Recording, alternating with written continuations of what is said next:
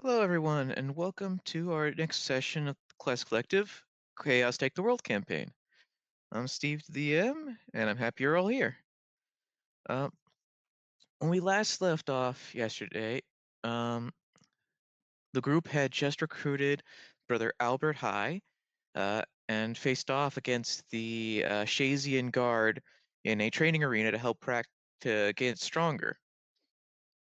After earning some armor, they then returned to Falador to report to Sir Tiffy and see if he could get them into some White Knight training. Unfortunately, he could not due to regulations, but he did give them a tip about a potential quest they could go on to get stronger as well. So they set off for Falador, and after having some concerning visions about the future and the past, they eventually made it to Barbarian Village, got some delicious cigars for Luke, and then made it to to Varrock. They have now entered this floating castle in the sky, and after Luke had just managed to disrupt the illusion to keep going forward, we cut to the group in the hallway are now in. Um, right now, what you guys see ahead of you is a few doors to your left, a few doors to your right, and some stairs leading both up and down, a spiral staircase of sorts. Where do you guys want to go first?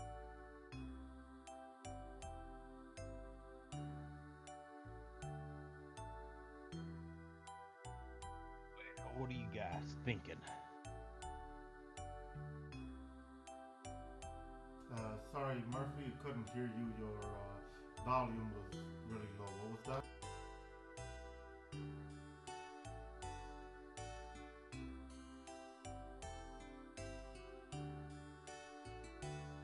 Better?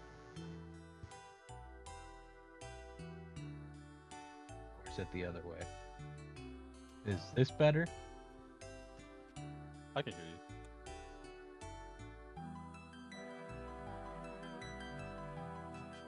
Did you say you could hear me? I can. I don't know about Homebrew. A little bit better now. I can hear you.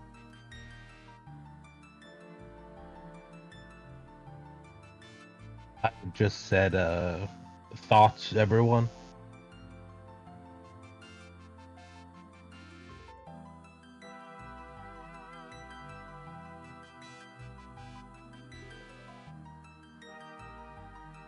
I'm just waking up. So we got the spiral staircase, and then we have a long hallway. Yeah, long hallway with doors on your left and right. About how many doors would you say? Like 3 on each side or so, or I think I said 2 on each side. 2 on each side? That's right. Okay.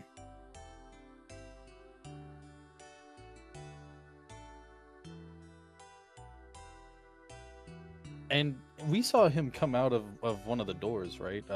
Frank? Yep. But you also notice that Frank has mysteriously disappeared. The poor guy has fallen for the illusion once again and has wandered off. Don't worry, he'll be fine. This is subtle hinting that Frank will not be joining us this session.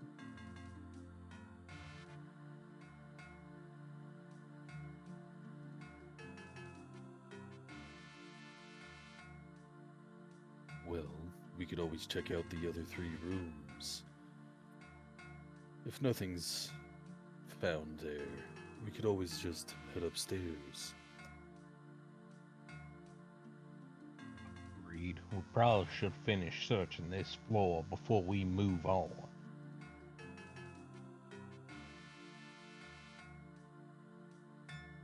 Luke would kind of look around the group and like kind of count us all out, and then it's like, okay, well, we could send 2 people to 2 of the doors, and then 1 person to another. Get it all done real quick. Maybe we, maybe we split up. Go different doors. See what's behind them, each one.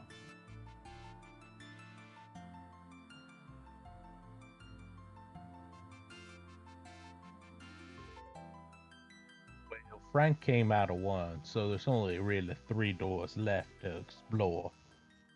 Albert turns to Hobrock and says, "That is a horrible idea." Halbrock looks at Albert. Question: can she look down to see how far they are in the sky? Yeah, if you walk over to the ledge that the part of the castle you guys used to get up here was, you'd see that you are above the clouds. It is a long way down.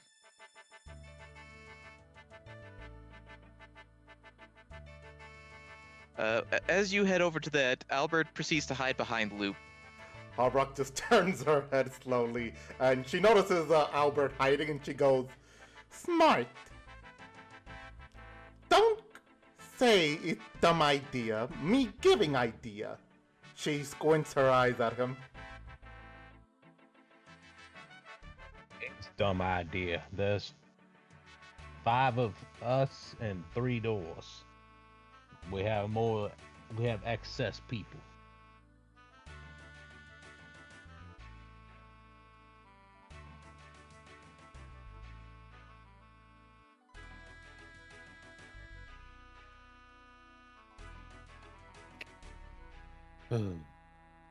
He would sigh and walk over to the door next to the last one Frank came out of, and he would open it.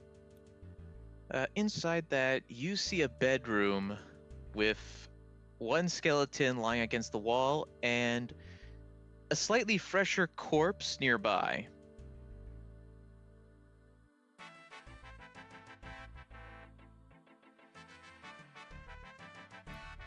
Hey, everybody, we have we have a fresher body in here. Is it one of the gods? Can you tell from here if the body's any body of significance? Since you are used to Varrock Guard armor, you can tell that that is very much not the armor of the Varrock Guard. You need to get closer to see what it is properly, though.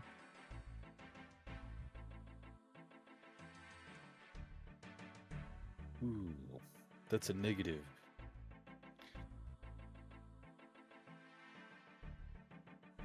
Albert goes over to the body real quick to check on it to see how recent it is, as well as, and then if anything, doing a prayer of resting. Albert, you see that the body is maybe like a week old, but as you're about to pray on it, you notice a symbol of Zamorak on it.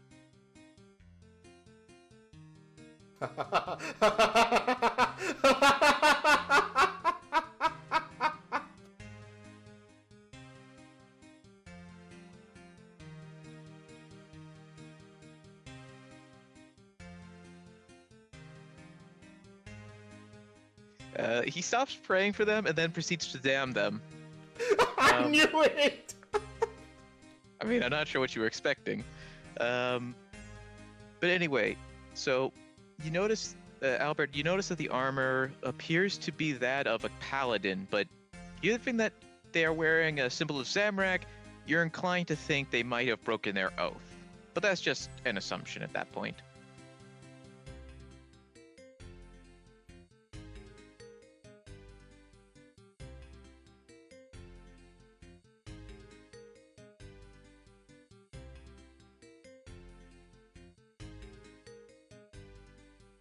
While he's doing all this, Luke would peruse around the room. As you're perusing, roll me an investigation check. Allow me to open my sheet. This was a Zamorakian paladin. May they rot in whatever hell they are in now. Halbrock proceeds to look at him and goes, "Huh, 10. and they say me aggressive." Luke, you find some moth-eaten clothes and some rotted away wood. There's really not much here.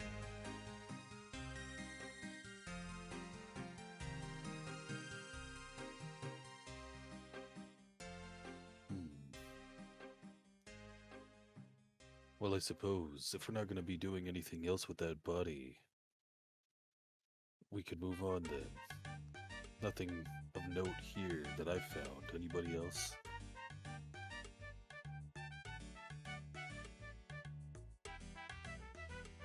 It don't seem heavily important. Seems like maybe he was just trying to investigate here as well. Wait, can I investigate to see how he died? Sure, you can either roll investigation or medicine, whichever you prefer. Second. D&D's not loading.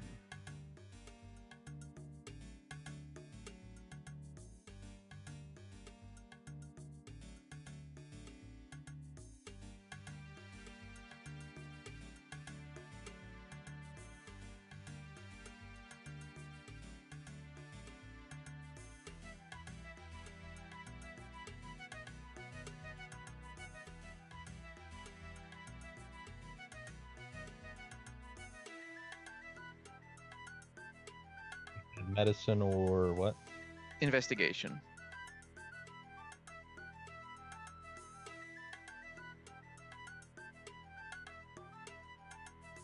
Okay, not medicine. That's a -1 modifier.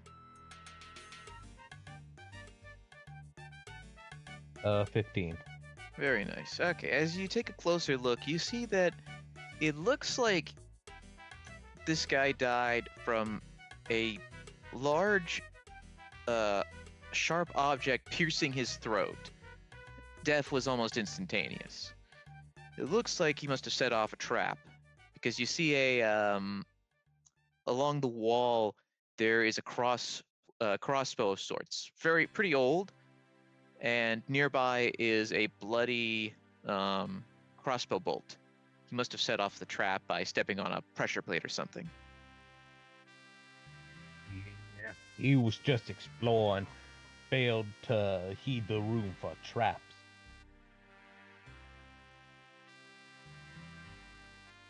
We could probably move on to the last 2 doors.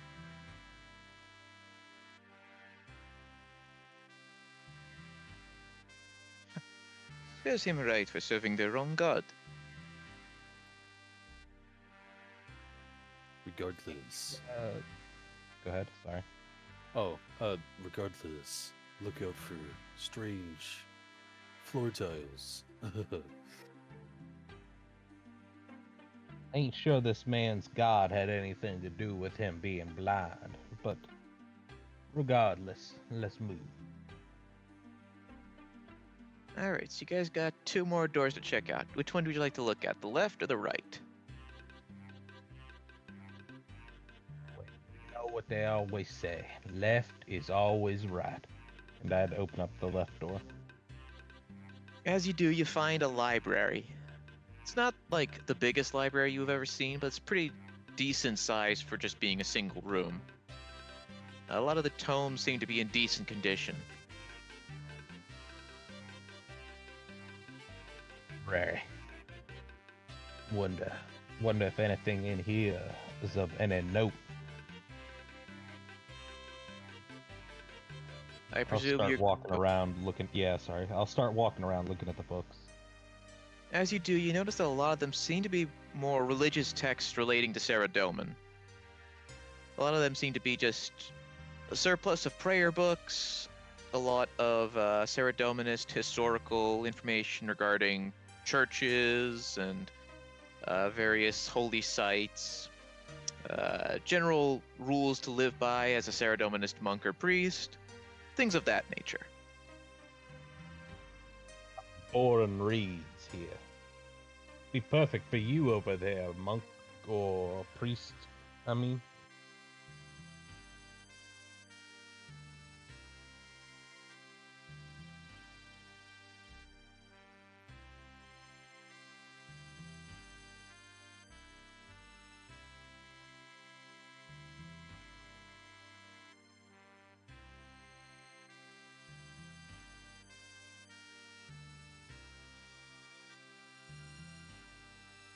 It is priest, and yes, I could use those books.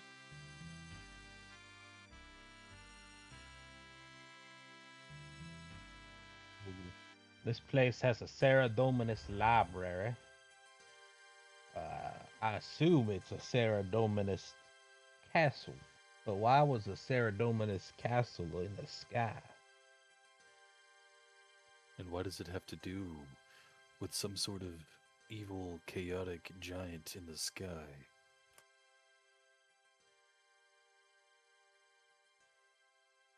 What part of your holy scripture talks about a giant in the sky there, priest?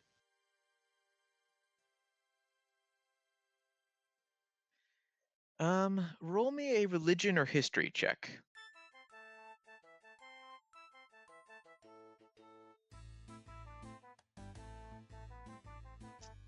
Albert got a 14. So as you try to remember what you learned during your priestly training, you vaguely remember stories about there being a legendary hero back during, you want to say, the Second Age, that bested a giant and imprisoned him in the sky.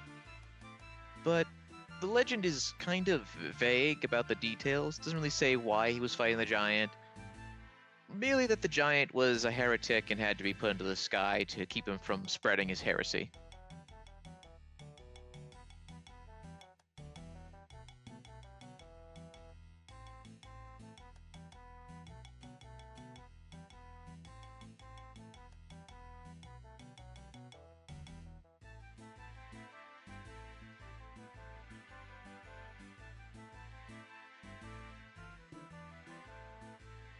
There is a story of a hero who was fighting a giant, nothing detailed, but it is a story of how his faith in Saradomin bested the giant.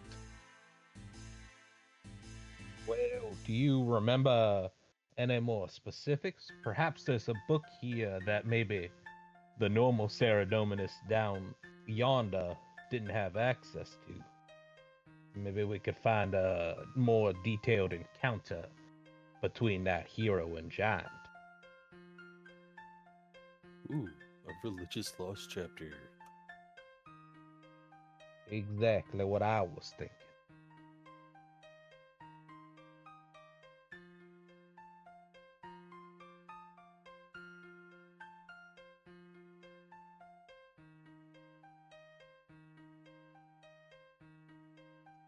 Only that the hero sealed him in the sky. Could be this location that he was sealed in? And he looks around.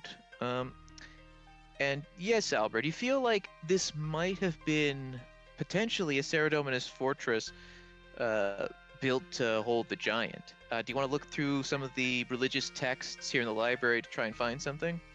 If so, you can roll investigation.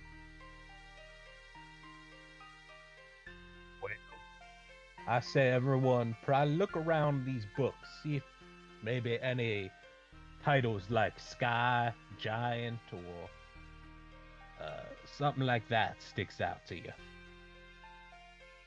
Sadly, Albert got a 7.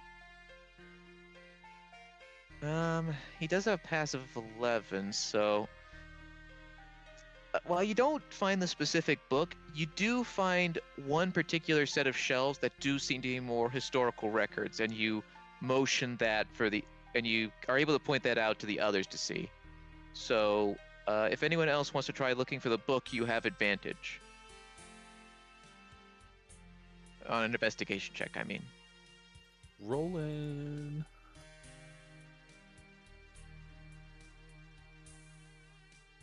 An 11. When I roll it wrong.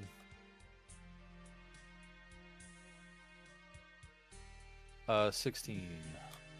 What is it with the 11s? All right, Sergeant, you find a tome about Saradomin breweries. Or sorry, Saradominus breweries, I think is the proper terminology. And looking at the book, it makes your mouth drool a little. Luke, you do find a historical book about famous heroes. In it, after skimming some pages and remembering what your friend, the barbarian chieftain, said, you skip to the Z section, and you find that there's a hero whose name is just Z. Looks like the rest of whatever was written there is a bit blurry. but it mentions that with the help of his allies, he created a castle prison to hold the giant Atlas in a way to keep him away from the people of Gielinor.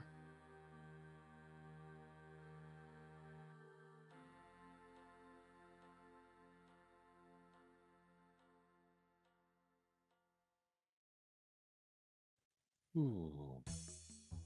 Well, that explains the traps then. He would say as he's like looking through this book.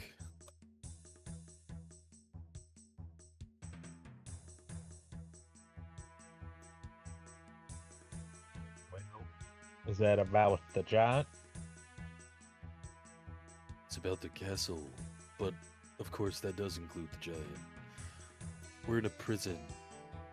The traps here are probably meant for a prison break. Perhaps that person in the bedroom was either an employee or someone being kept here.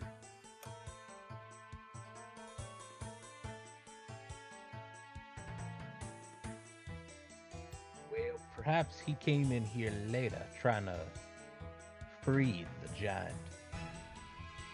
Perhaps these Amarockians there see this giant as a possible agent of chaos.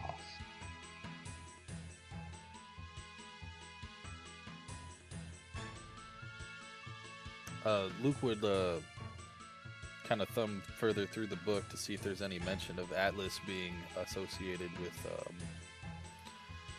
Zamarakian ideologies. I don't believe they were in past like bits of information we've gotten, but let's be sure. As you take a closer look at the chapter about Z, you see that his objections to Atlas weren't related to Zamorak, and it seems that Atlas doesn't seem to have any kind of association with Zamorak, just chaos. And it's by that nature of being an avatar of chaos that brought Z and him to blows.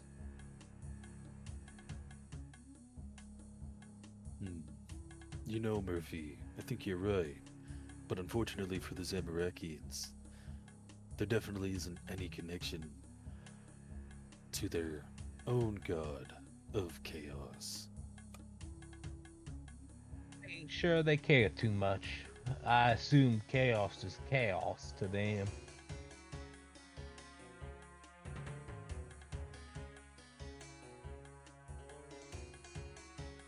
A weapon is a weapon, I suppose.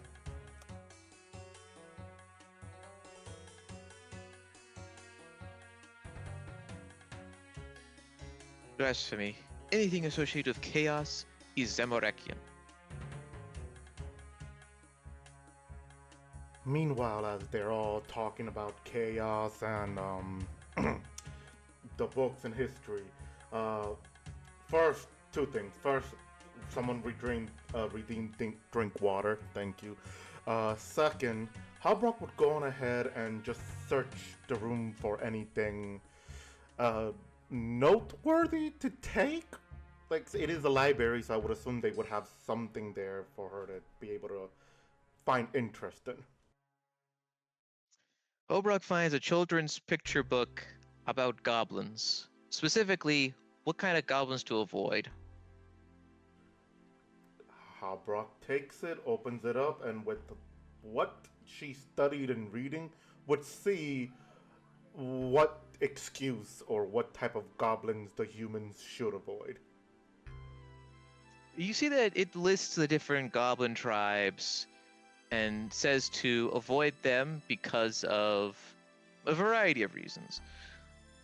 One tribe you want to avoid because they eat people, another because they stab people, another because they take people prisoner, things like that. You can tell from the pictures that the goblins in this book are a lot stronger looking than the goblins you know. Ancient Second Age, Third Age goblins were built different.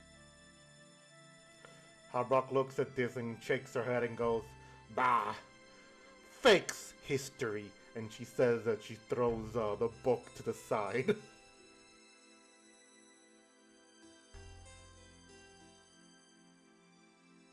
I think we found probably all we're gonna get out of this room. You guys ready to check the last one?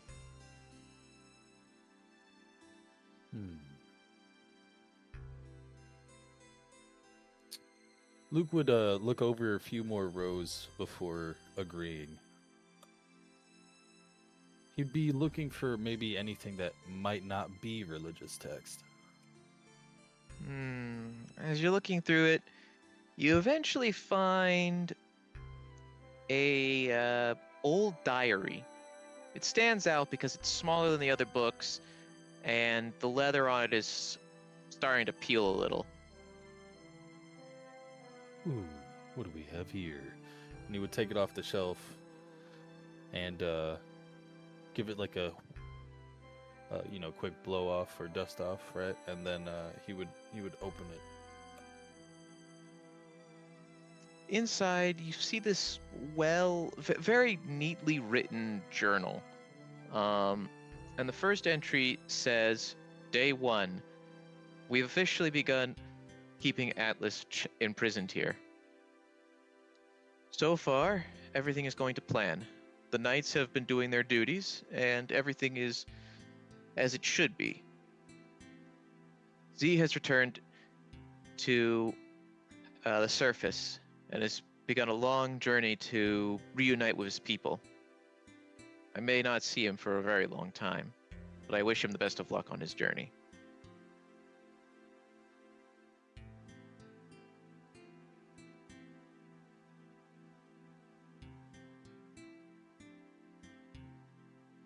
He turns the page. Day 2. We've opened up a hydroponics garden on the first floor. Through some magic, we've made some artificial sunlight to help keep them growing. It's proving to be a good source of food, and thanks to some additional magic, we have a source of fresh water. The knights are rather pleased with this arrangement, though some are still getting used to being so high in the sky. Armadillian magic is quite complex.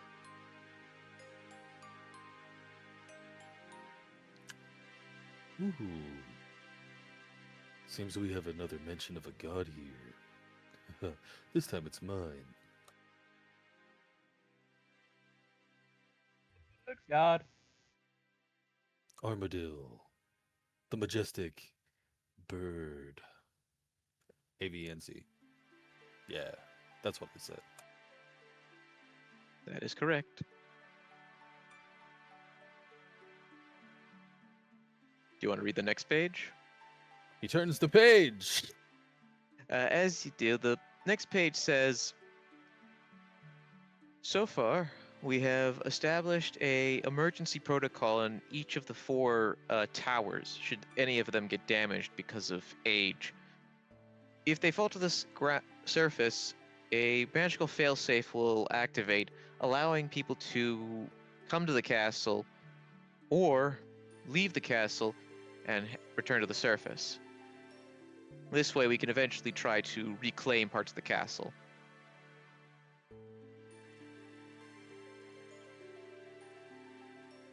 Well, that explains how we got here. He would turn the page! How You many notice that pages does this book have? a lot. It's a very old journal, my dude. As you start skimming through the pages a little fast now, a lot of them just seem to be more like updates and whatnot. Things like how the knights are handling things, adjustments, occasional maintenance. You get to the final page, and it just says most of the knights have either left or died. It's just me now, and it will be me for a long time. But I will maintain this place until the very end.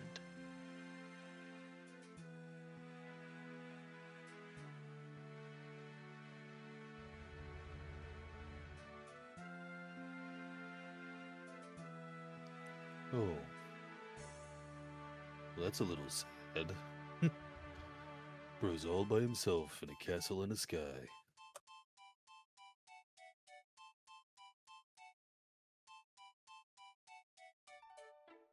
Well, Seems like we have confirmed occupancy of one.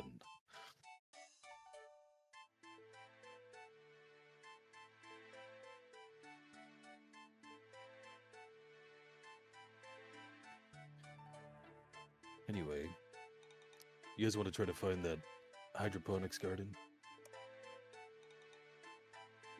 Well, could be in the last room, I suppose.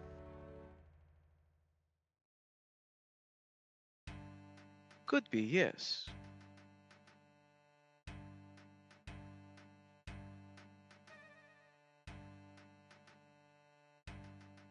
So I assume you guys go check out that last room. Oh, for sure. Or at least I do.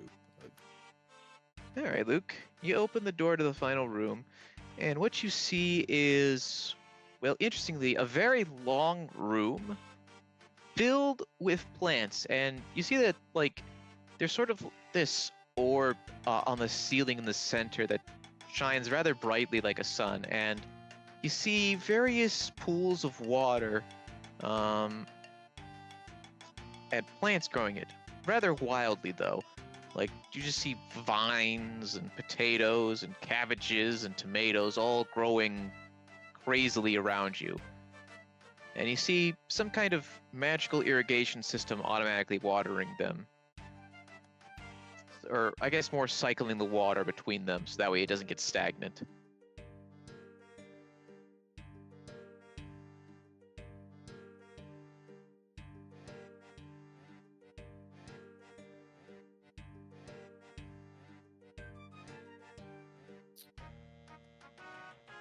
Ooh, I wonder if they grew any herbs here.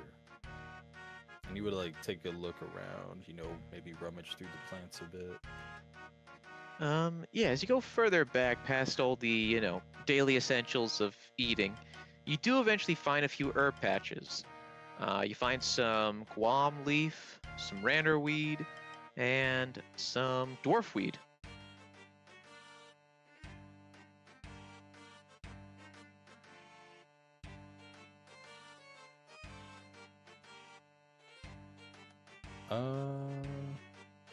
I mean, they might not need it. Might as well take it. Alright, you get 5 randerweed, 3 guam, and 6 dwarfweed. Congratulations, you went up a farming level.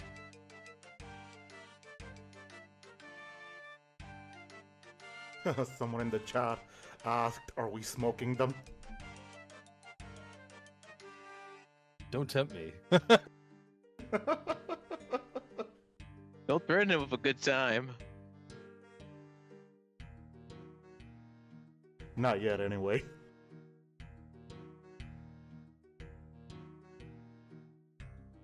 Sorry, how many dwarfweed was it again? 6. And then the third one, it was Ranar Dwarf and... Guam, the lowest level one.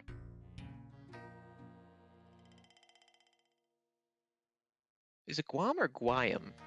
Hold on, I have to consult the wiki. Was it, you said 4 or 5? Or 3? Or... I think I said... Shit.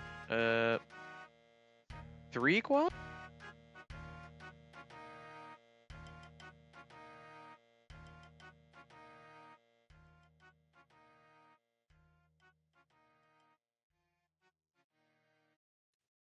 I'll go with 3. When we watch it back later, we can adjust.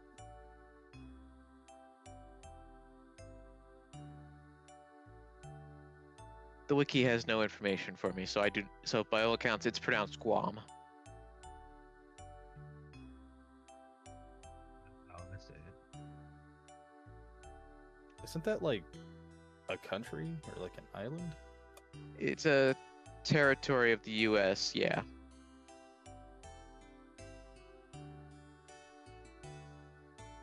I think it's to the...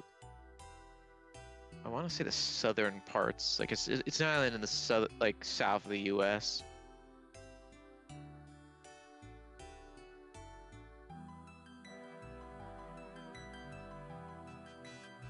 Anyway, so you have 3 of the country of, or sorry, the island of Guam. And I think I said 4 Ranner and 6 Dwarfweed.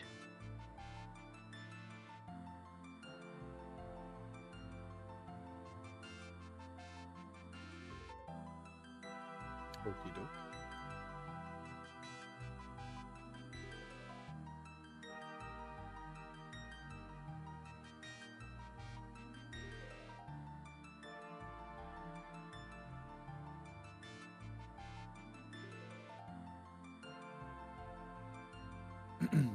Anybody else want to look around?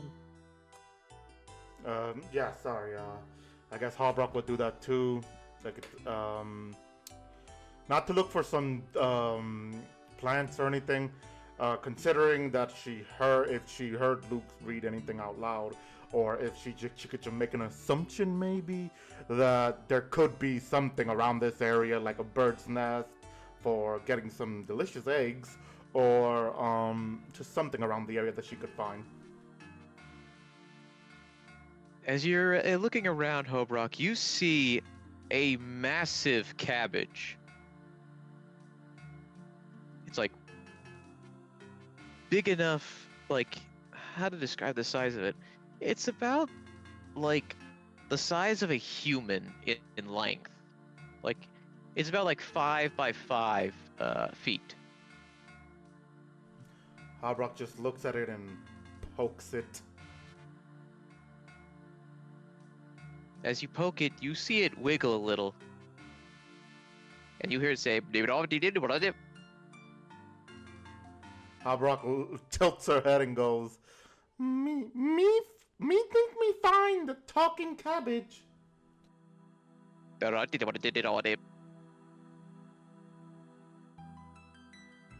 Cabbages don't talk.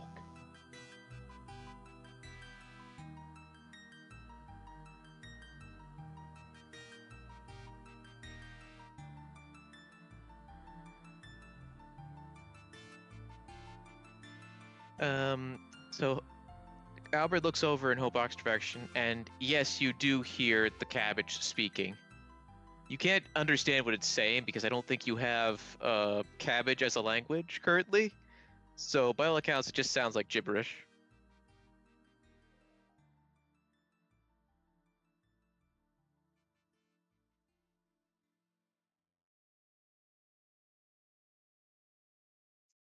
I hear it. It sounds like gibberish. See? He hears it.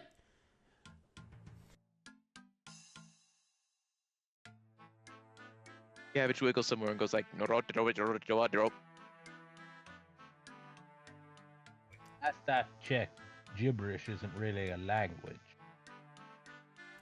Harbrock looks at Murphy. Then you talk to it.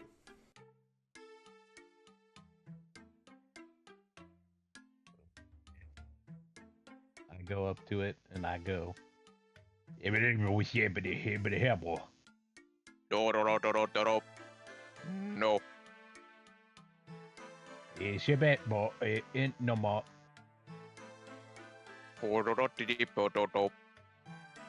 Get. Rip, rip. Yeah, I have no idea what it's saying.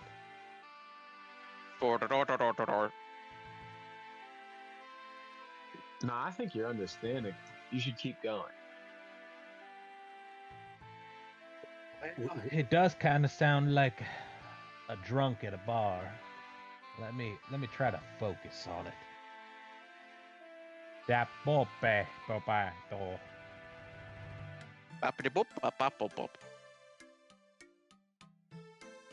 Yow.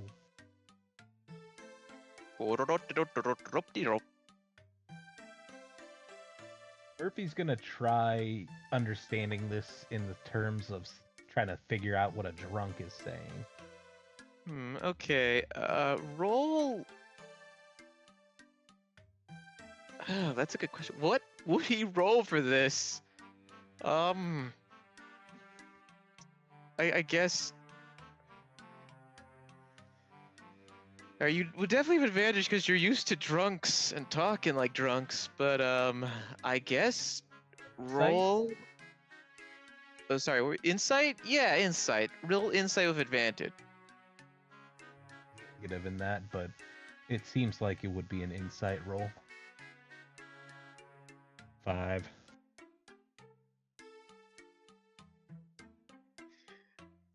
You think it insulted your mother. I know how to handle this. I'm gonna tavern bar strike right on the cabbage. May I make a suggestion? Why don't you rip it out of its thing and throw it? No, I'm gonna beat it to death. All right. You don't need to roll a hit chance because it has an AC of 0. Just you just go to town on it, and as you hit it, it sounds happy as it says "whoop-a-doop-a-doop-a-doop-a-doop-a-doop," and you now have shredded cabbage. Albert just looks at you and goes, "Why?" It insulted my mother.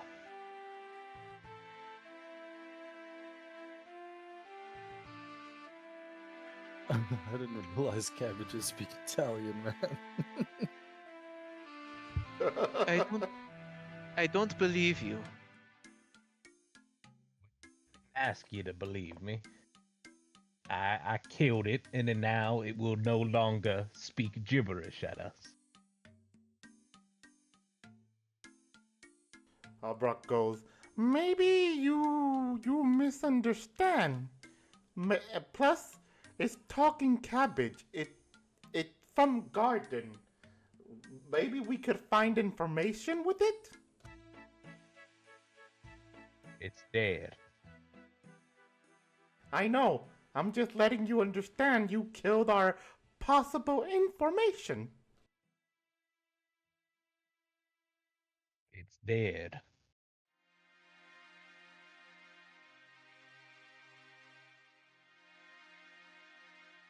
To be fair, without a translator, I don't think we were going to get much information from it.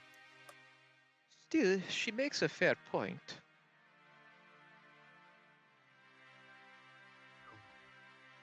Not much we can do about that now. You guys ready to go to the spiral staircase? Somewhere in the continent of Zia, one cabbage mancer is on his knees, feeling that a cabbage was not eaten, but most likely beaten to death. Somewhere in the back of your minds, you hear "No!" as though 1,000 cabbages screamed.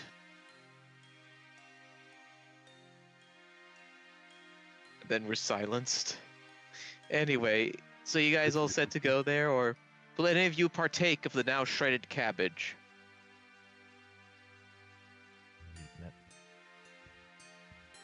Who's eating it? No, I'm not. I said I'm not. Oh, okay. That's what I wanted to make sure. Anyone else want to not eat it, or does someone actually want to try the cabbage? Freshly cut. Brock goes and she knows food is food and it's in very important situation. So she goes on ahead and she just grabs like a large handful of cabbage leaves and puts it in the pouch. You feel as though you did the right thing. You don't want to let good cabbage go to waste. Who says that? Who's speaking to me? It's your inner voice. It's hinting that you might have made a good choice. Because after all, you should really eat your nutrition! Guys, I'm scared.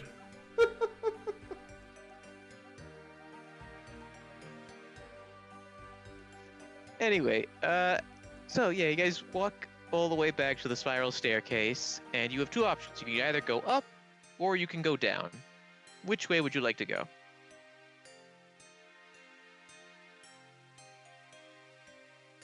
Well, we've been down, right?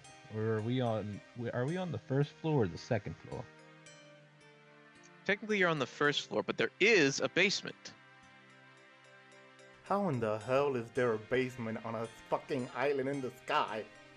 First of all, it's not an island in the sky; it's a flying castle. But secondly, Potato. even an island castle has a basement. Don't you remember ours from the Godless days? I made a bar down there.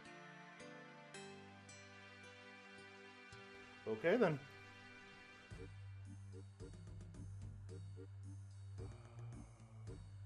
Basements usually have alcohol. I'm going down. Oh yeah, the old alcohol in the cellar.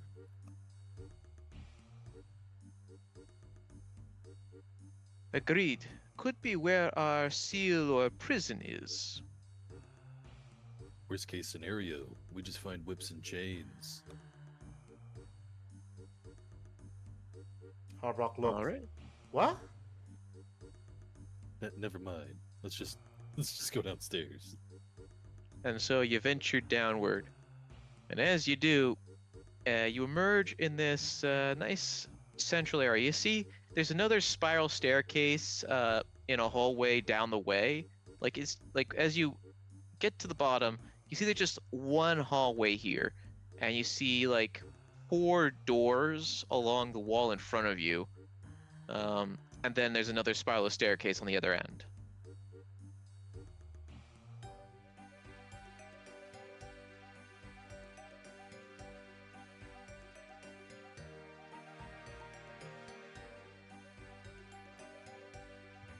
Can you say that again? Okay, sorry. Yeah, no worries. So, basically, you got a single hallway, and on the wall in front of you is 4 doors, and then at the very end of that hallway is another spiral staircase. 4 doors down here.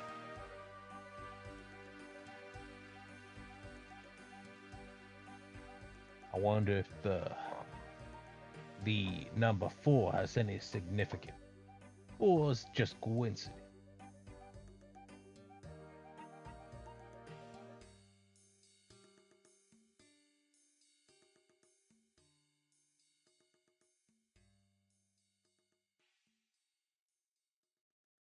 I'll open up the door to the far left.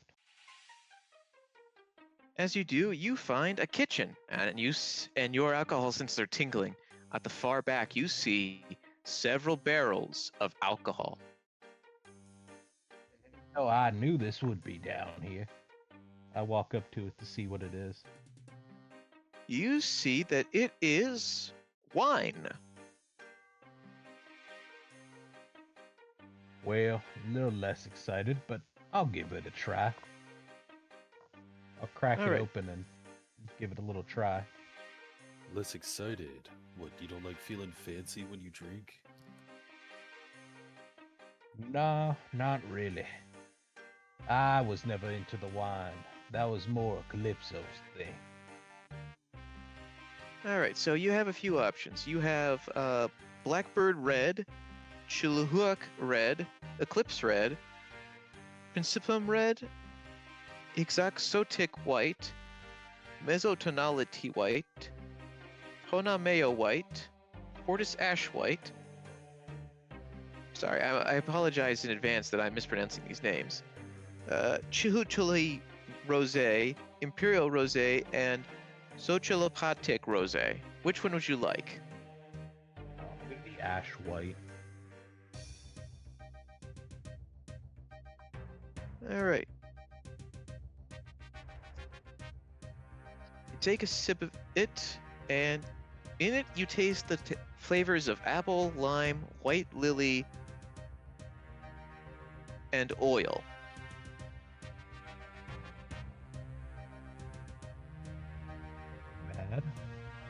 Bad. Could use a little more kick to it, but it's pretty good.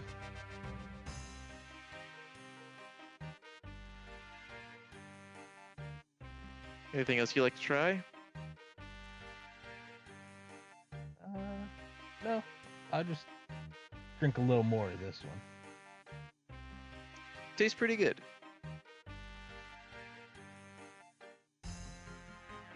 Y'all having any? Harbrock shrugs, grabs a bottle, and jugs it It's not down. It's not a bottle, it's a barrel. Even better, she grabs the barrel and drinks it happily. Quick question, which one would you like? The rosé. Which rosé? You got Chichuhule, Imperial, or... Surprise me. Alright, let's go with... Sola Palathatic. Tastes like peach, strawberry, white lily, and orange blossom. And as you chug it, it burns, but unlike the alcohol you've tried before, it's not as painful by comparison, but it is pretty strong. Dear gods, is she like this a lot? No, but make sure you keep an eye on her. We don't want her choking on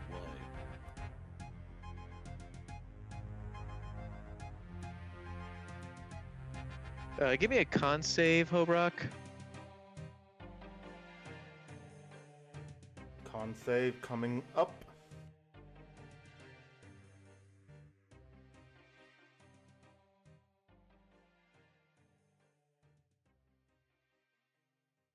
That is 19. All right, you're feeling a little tipsy, but you're still in fighting shape. By the way, just in case I didn't say anything, that is a 19 because I have just clarification for DM and people at home. I have a shift press to speak on both my streaming platform app that I use and Discord, but there are different keys that I have to press at the same time. Oh, also, someone in the chat, Steve, said bless you for all that name that you gave.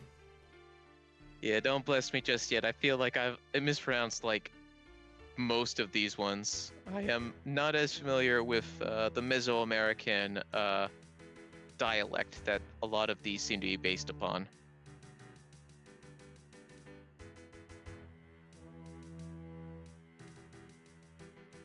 Anything else you guys want to do while you're in the kitchen?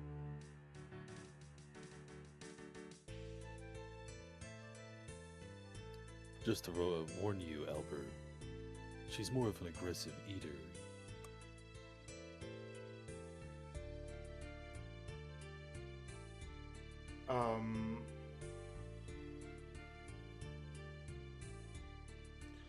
Also, yeah, thank you, Luke, for reminding me.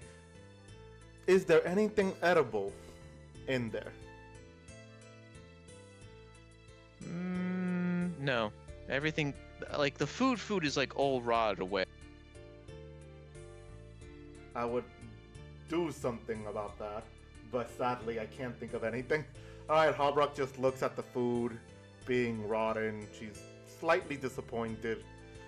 And then she just, after that, she just carries the barrel over her shoulder and goes, "Me keep this."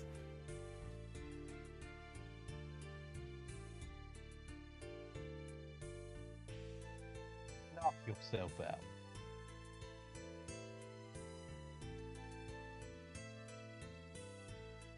Walk out and I'd go to the next door.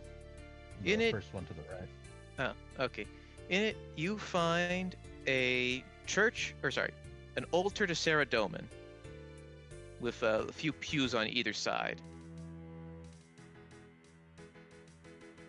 The value in this one. Albert turns to Hobart and says, just make sure to keep it safe if we are in combat. Hobrock looks and goes, "Yes, good thinking. If I see combat, I roll barrel to corner. If I can."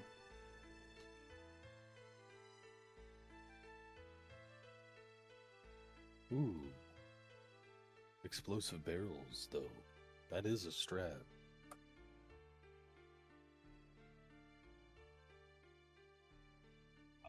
Probably just end up blowing herself up if she tried that. Me not going to use drink for boom magic. Me use drink for drink.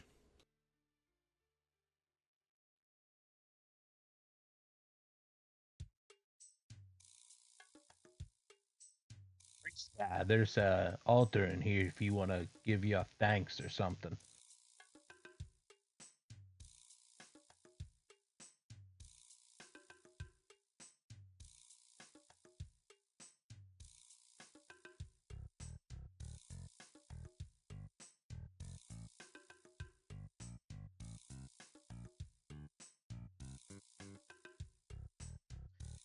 Anyway, Albert goes in. Beautiful altar of Saradomin. You kneel down and you pray to it.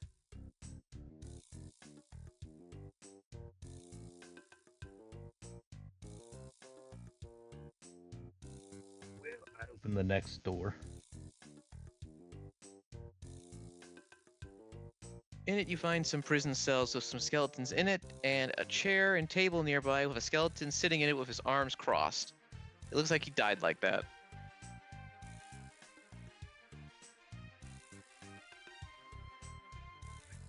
Prisoners. Guess they either took up prisoners with them, or some people turned against them when they were in the sky.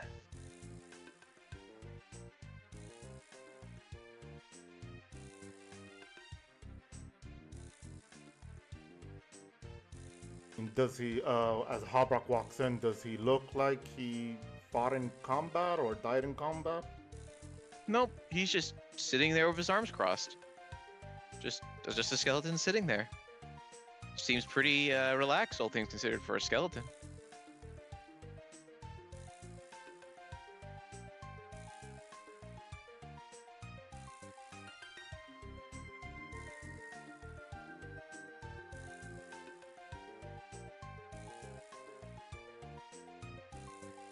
Up the last door.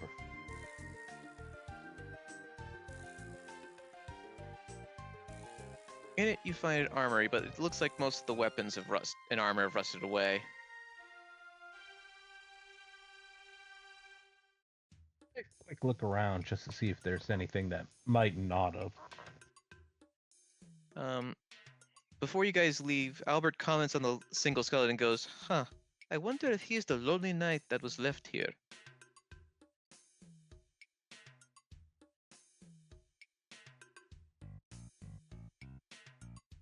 Point. Could be.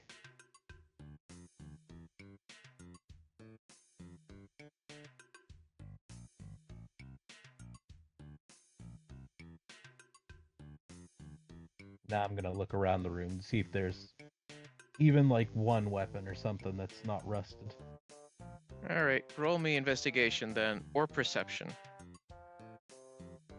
I say to the one-eyed man.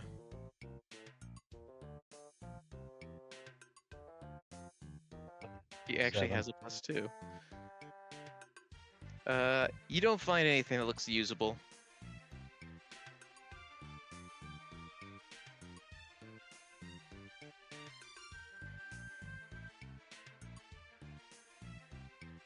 Well, are y'all ready to head out then?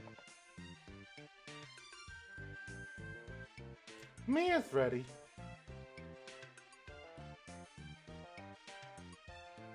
Well, I'll check the other staircase to see if it just goes back up the same way as the previous staircase. It does. If y'all ready, let's ascend 2 floors then. After you. And so you climb up onto the second floor, and what you see is signs of a battle. You see several more Zamorakian paladins smashed against the walls, impaled with something and left to die. There was like an intense fight here recently. All leading to this big double door that's partially broken into.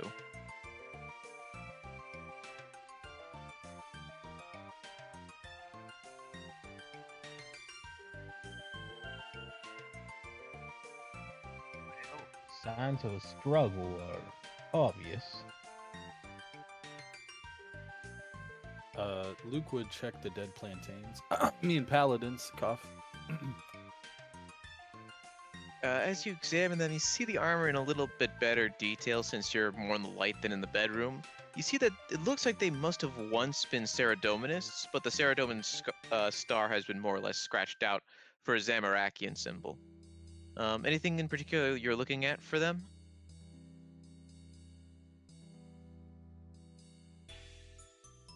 Do they have any money? You find 5 gold pieces. Damn, looting corpses, dude. They don't need it. They're dead. What are they gonna do? Take it with them?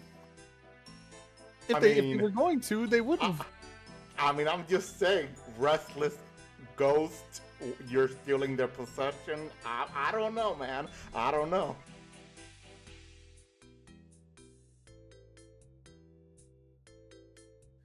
It appears their stars have been replaced with Zamorakian emblems. Would the armor be like black, for example? It looks like it's been painted black. I can only assume these guys are defectors.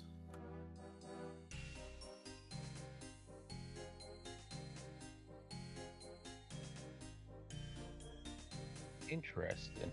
I wonder why they decided to defect after the castle got in the sky.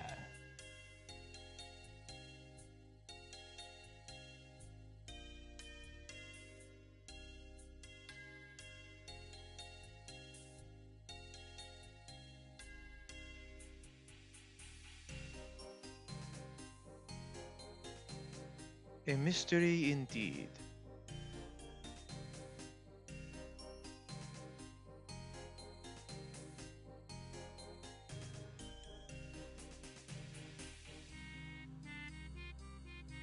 Can I go further in now? You said the door was destroyed? Yeah. You carefully open the door and you find yourself in this very large room with fires burning everywhere. And you see a single figure towards the center of it. You can't make it out from this distance, though.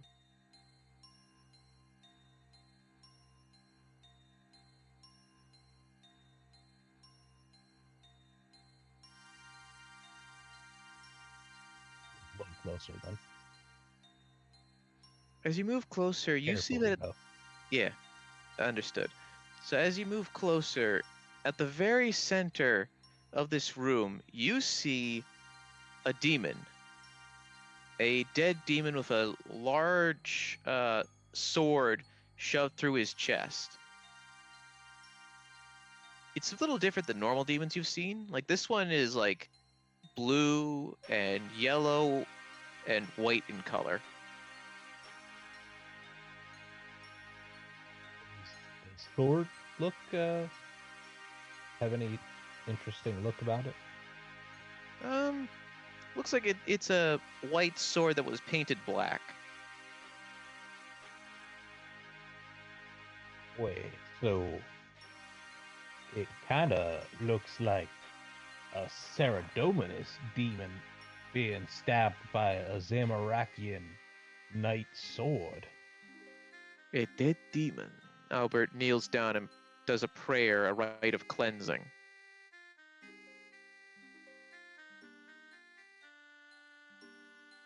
Ceredominus. Sorry, go ahead, Luke. Oh, I said Ceredomanists use demons or align themselves with demons.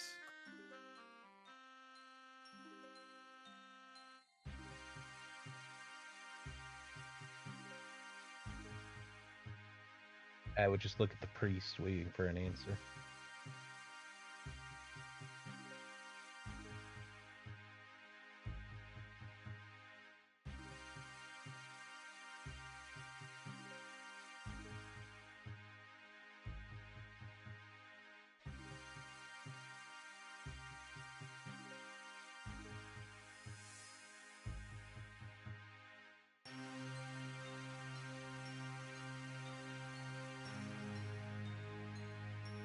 Stops midway through his writing, goes, Saradominus demons are as real as the story of Zamorak being under Gielinor.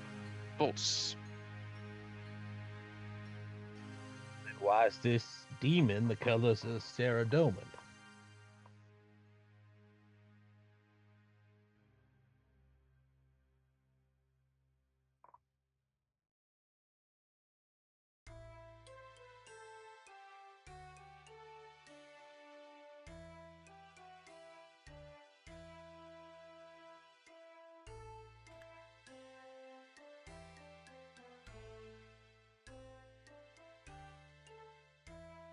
Color does not mean alignment.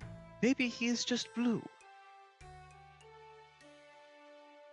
Usually means alignment, but in any case, can I pull the sword out of the demon? As you do, the demon makes a noise as though he's still alive. You see that its multiple eyes look at you as you're pulling the sword out, and it goes, Humans, run.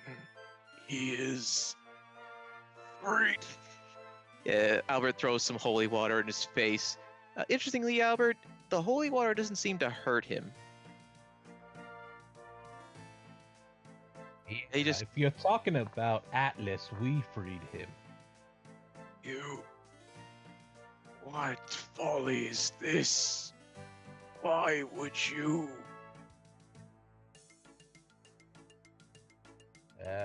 Long story. He was gonna get released anyways. But now we're kind of preparing to fight him and kill him.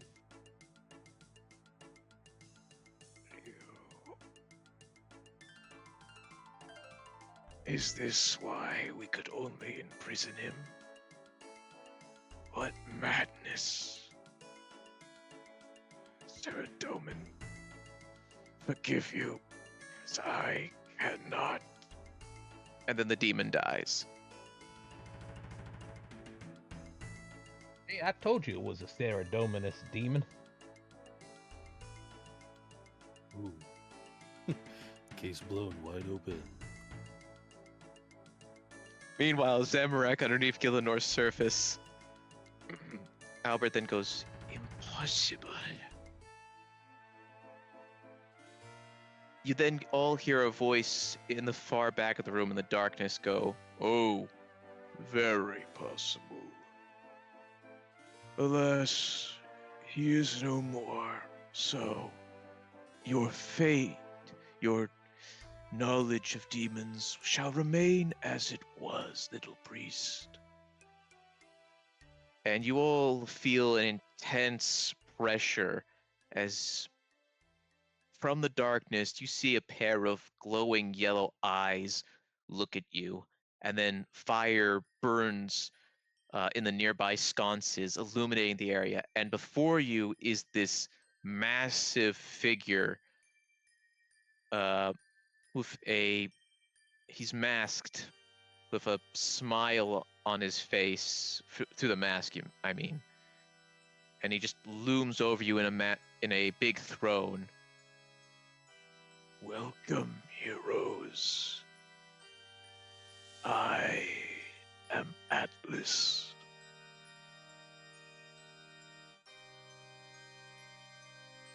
You're the giant? Habrak goes on ahead,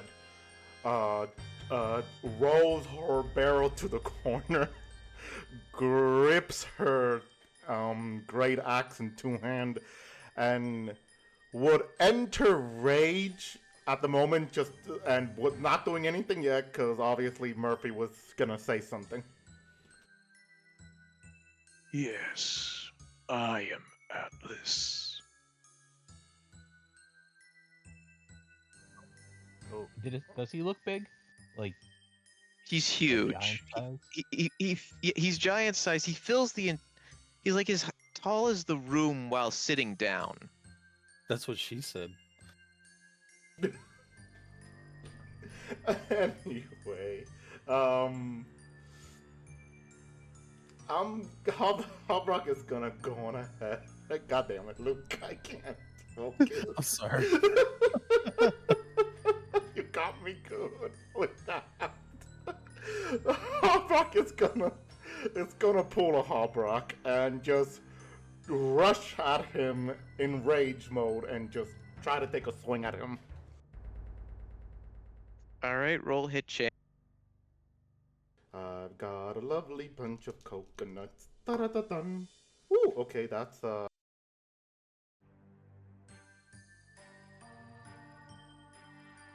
when D&D Beyond turns white for like 2 seconds.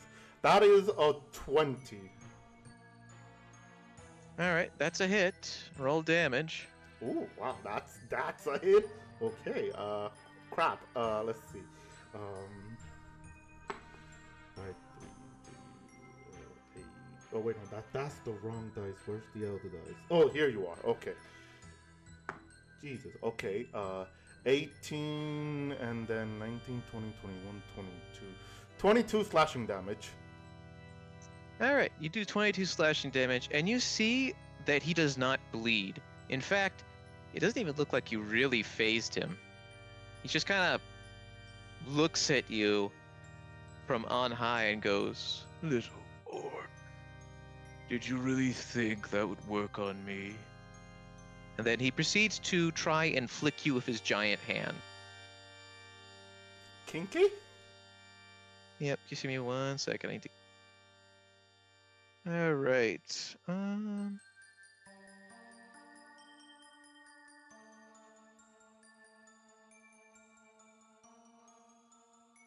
Does an 18 hit?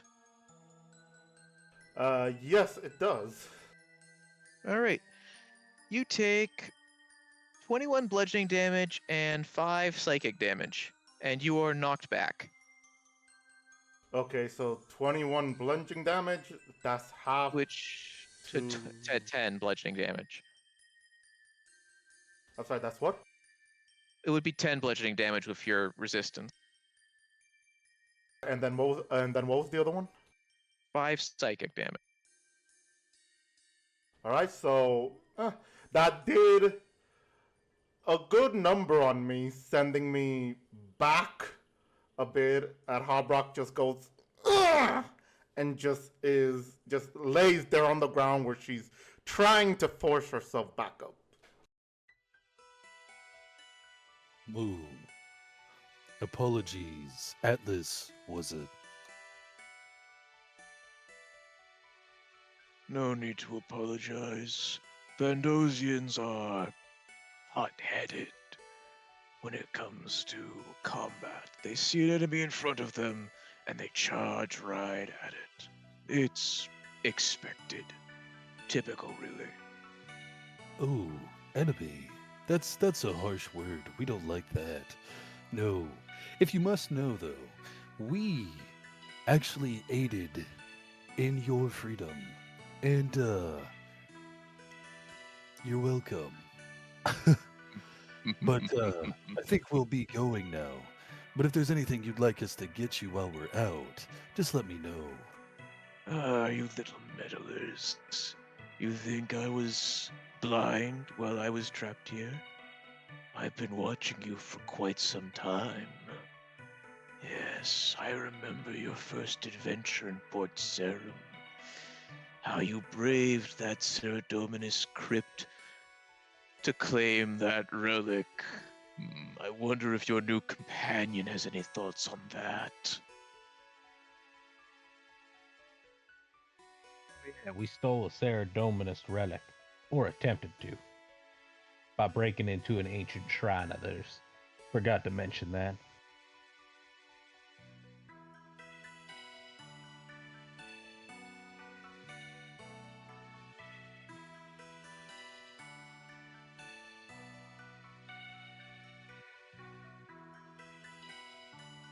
Also gave up. Seriously, how is Seradomin okay with you people? Harbrock is getting up now, going, "Because we heroes." Does she finally get up, or is she still like forcing herself up? You're up, but you're definitely feeling rather weak in the knees. Atlas then rises to his full height, and you see he has to kind of like crouch down because the room isn't big enough for him. Yes. Let's see who we have here. Hmm, there is the little corsair who's currently lost in the lower floors. Now, let's see, we have the rebel orc fleeing from fairies, priest glancing into the future and unable to see the present. The man who can't decide if he's a wizard or a soldier. The soldier out of time. And the sellsword who sells the clothes on his back for some reputation. Quite an eclectic bunch you are. Tell me, how do you plan to best me, little ones?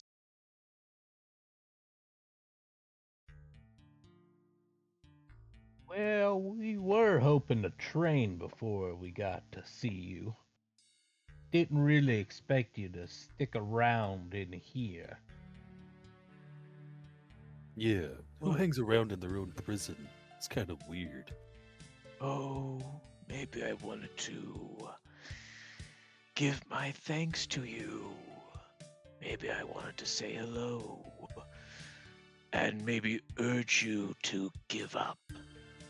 This world is on a collision course with its purification by my flames. You're the first person to tell us that. My little friend gave you a warning, did he? He's been quite kind to me, I must say.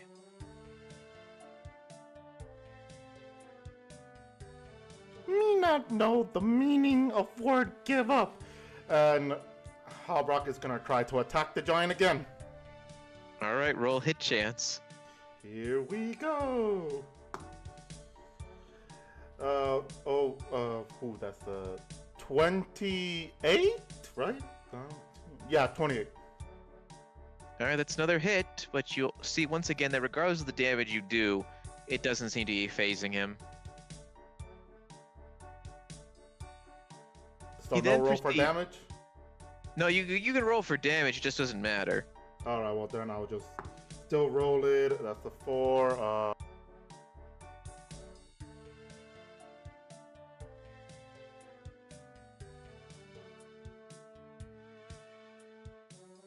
13, 14, 15, 16 slashing damage.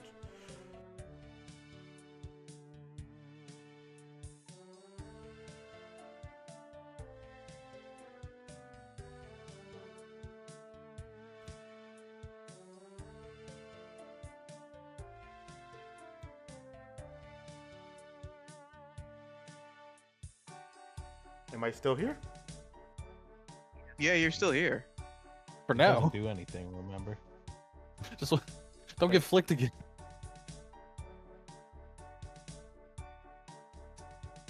Anyway, he proceeds to kick you. Does a 17 hit? Yes, it does. Yep, so you take another 10 bludgeoning damage and 5 psychic damage. Oh, Albert's got a reaction. What is your reaction, Albert?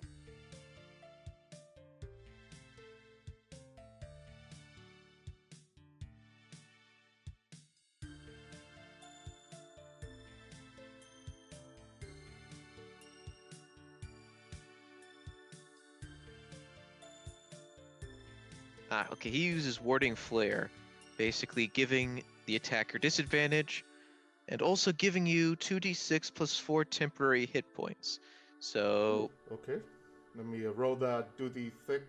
If it hits, I guess. If it, because I think I know warding flare is supposed to be if I'm hit. it's still hits because the reroll to the 17 is Okay. an 18. So it's still a hit, but you at least tank some of that damage thanks to the extra hit points. So Albert, or whoever's rolling the temporary hit points, just let Hobrock know. But you guys see Hobrock, she's protected by some kind of holy flames as she's kicked, which reduces the damage, but she's still sent flying back. And Atlas just dusts off his leg and goes, That one tickled a little. All right, So,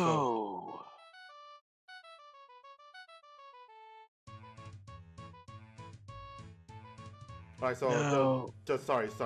So just to make sure, it's a do d6 plus 4, right? yes. For the temporary, okay. And I don't get any hits from that because I'm trying to remember the warding flare thing.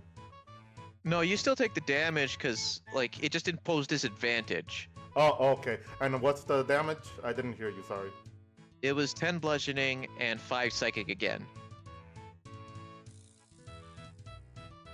All right, so yeah, Hallbrock is sent back again and is just groaning in pain a bit. some people just don't learn. Now, where was I? Oh, yes. I'd like to urge you to give up, but it seems clear that you won't.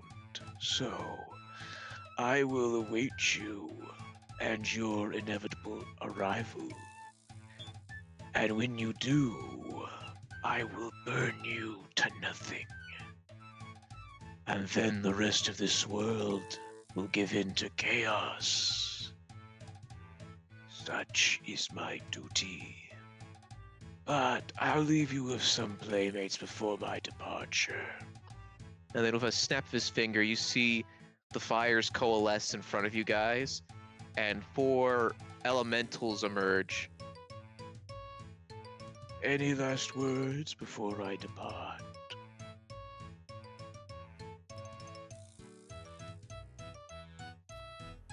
Luke would look at him, then look back at Hobrak, and then look back at him, and say, "Once we're ready, I'm gonna rip your head off and shit down your neck."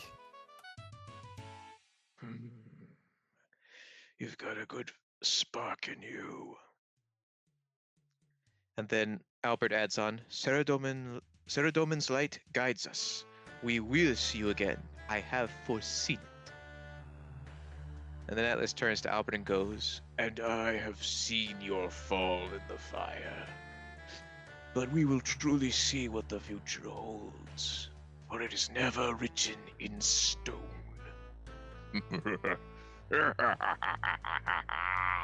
And then he just disappears in a plume of flames.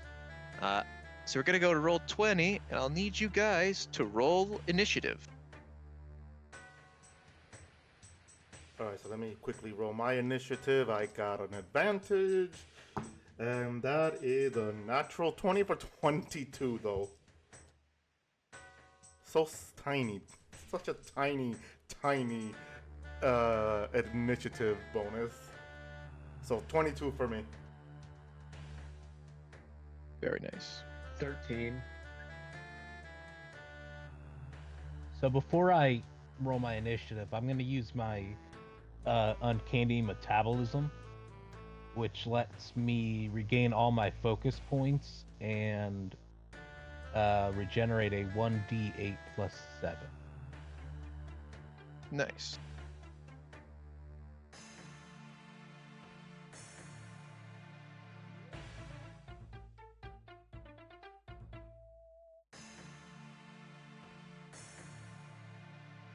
My roll 20 is being slow.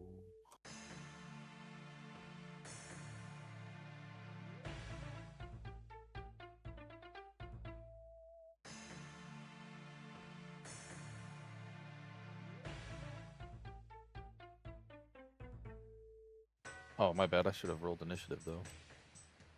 19. 15.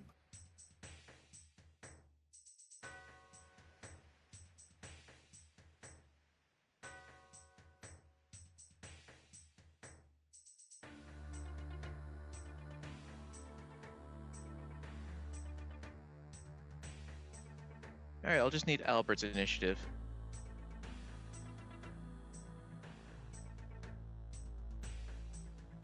And that's 2. Wow, hold up.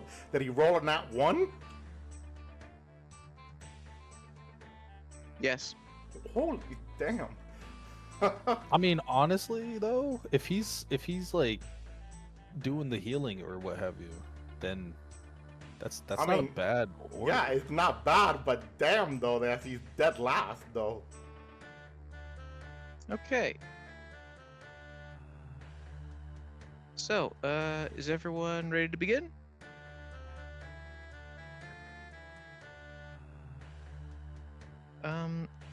Yes, I've put a token down for you right now, Albert. I do need a image to put down for you, though.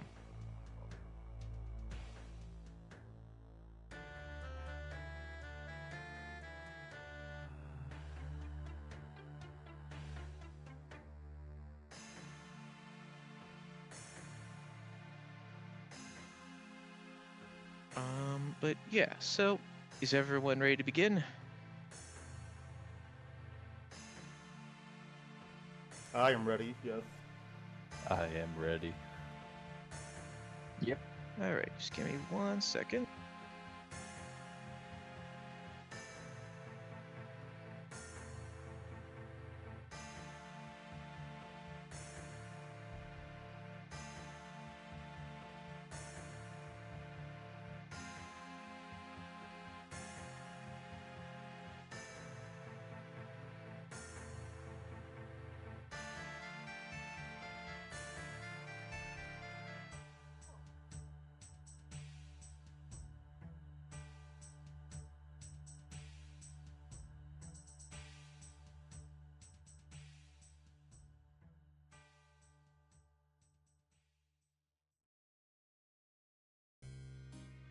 Oh, 1 second.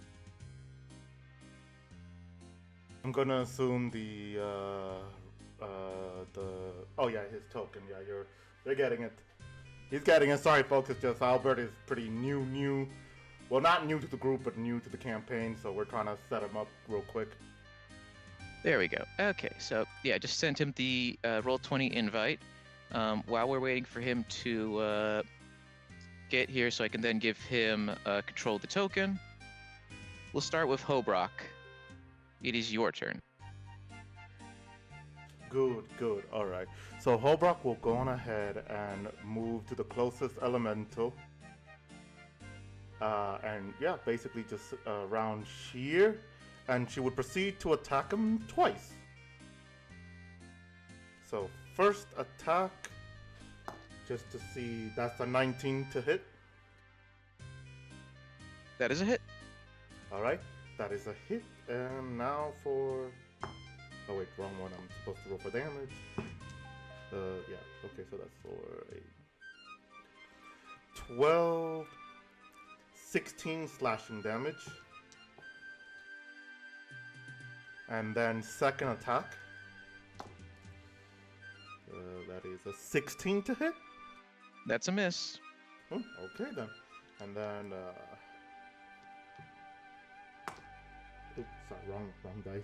There you go. Wow, that was horrible. 10, 14 slashing damage. And Wait, hold on. You said your hit was a 16, right? oh yeah, sorry, yes, it was 16. Yeah, so that's a miss. Oh, I thought I heard it hit. Sorry. Okay, so that's a miss. Let me see if I could do anything else. Bonus action, maybe.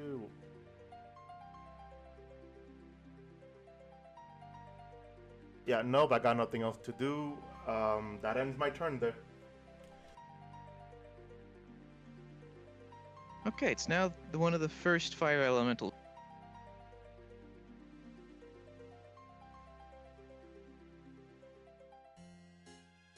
And it's going to go float ominously over towards Murphy. And it's going to attack 3 times.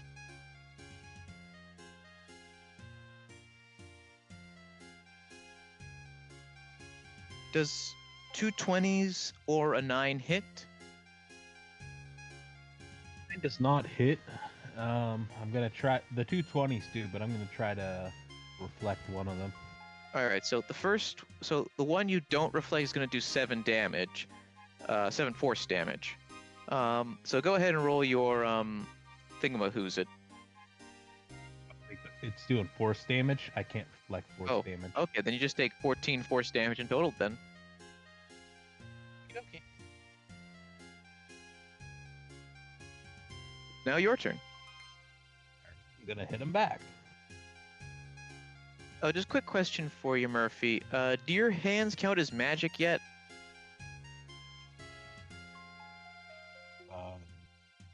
How would I tell that? I don't think they do. Yeah, so it probably would have been a class trait. It should say in your descriptions and such, like it should say like something like your fists now count as magical attacks or something. Let me I'll take a check quick that for you look at it. right now. So just quickly go ahead and roll your hit chance. Okay.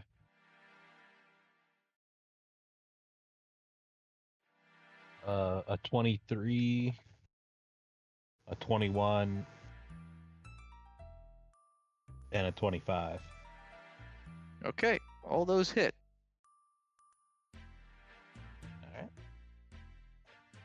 Oh, interesting. It looks like, I guess instead of, yeah, it looks like instead of being able to just do bludgeoning damage, you can do force damage instead at level 6. Right. Yeah, I remember that. I saw that somewhere. Okay, so I guess instead of becoming magical, you can now just do an alternative form of damage. Do I need to change myself and do force? Are they I mean, resistant?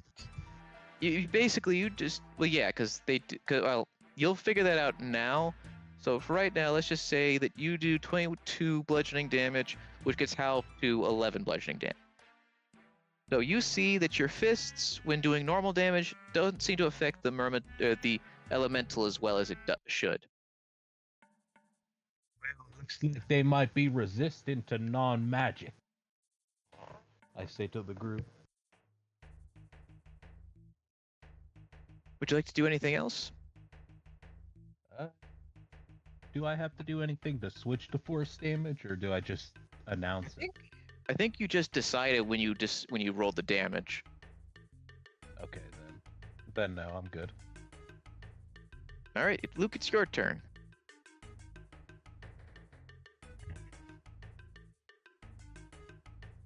Okie dokie.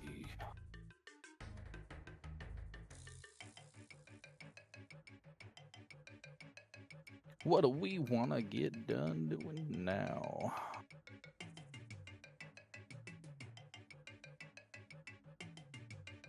Luke is going to...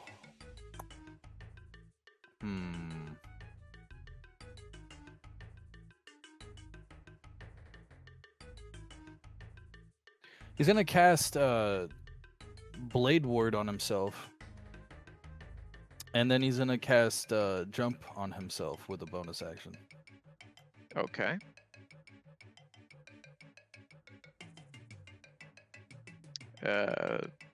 Anything else you'd like to do? Yes. He is going to... He's gonna just jump front and center.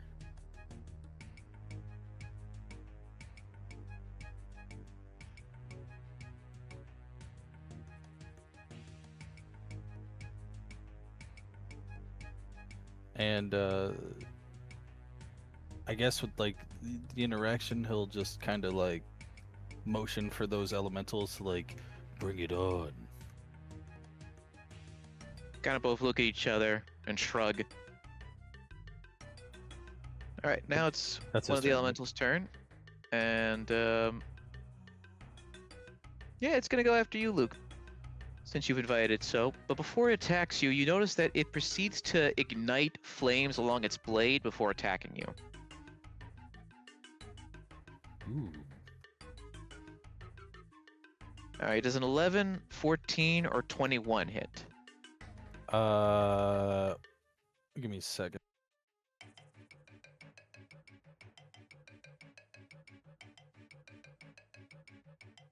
I need you to roll a d4 for each one of those attack rolls and subtract the number from each corresponding attack roll. But To answer your question, no, none of those hit. Okay, so they're 10, 13, and 17 after doing that. So, I'm guessing that's the effect of Blade Ward. Si, senor. Alright. So yeah, none of those hit then. Alright, cool. Kalai, it's your turn.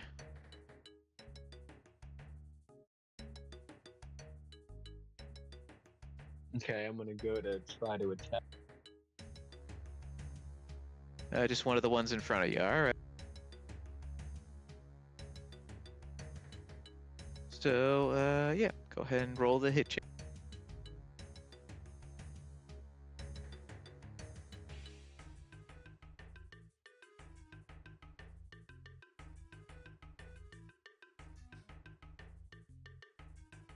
$29, $14, and $15. So unfortunately, only the 29 hits.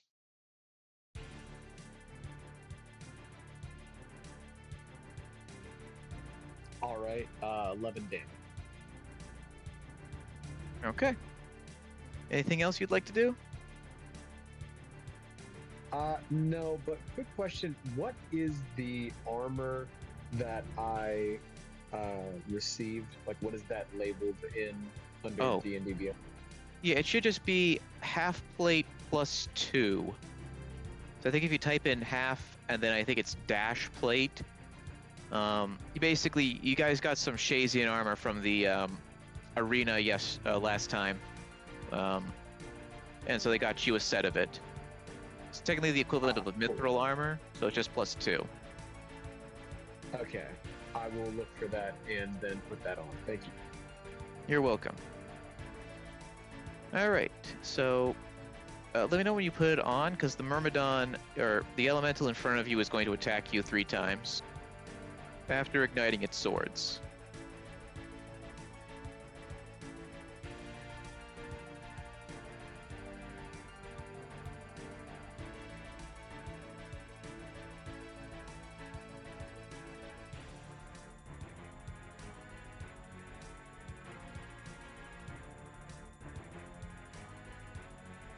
All right, so do you have the armor yet, or are you still looking? I'm still looking. Hold up.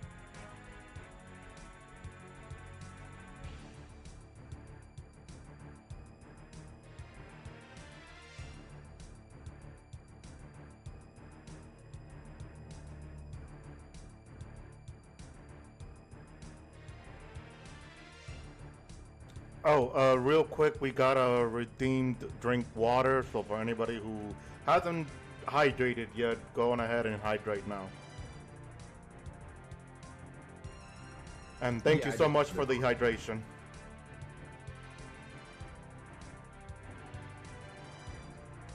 Anyway, did you say you found it, Albert, or are you still having trouble? Or not Albert, Clyde, getting the names mixed up. Yeah, I put it on.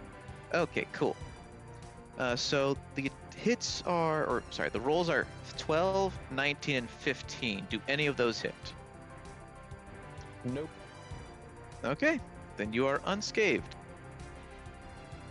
Now it's time for the Myrmidon in front of Hobrock, who also ignites his swords before attacking her 3 times.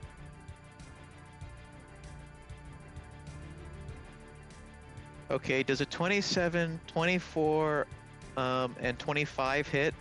They all hit. Okay, the 27 was a natural 20, so that's going to do 14 force damage and 14 fire damage. All right. The other 2 are going to do 7 force damage and 7 fire damage each. So let's see, the total would be, so that's 28 plus 28, so that's 56 damage total. All right. She is looking cooked. Yeah, sadly someone told the Myrmidons to cook, and they took it literally. Albert, it's your turn.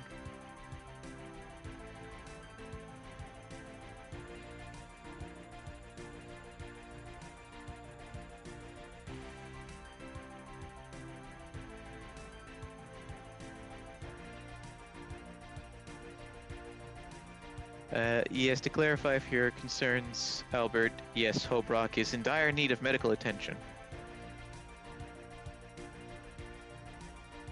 Help me. Please. I mean, I don't need it, but I need it. I need healing. I need healing. I need medical attention.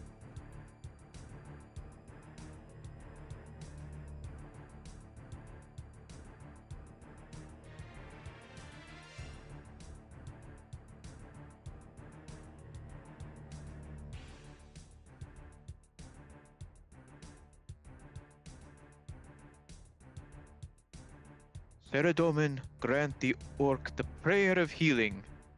And I think there's a typo there, but I think you're using healing word on her.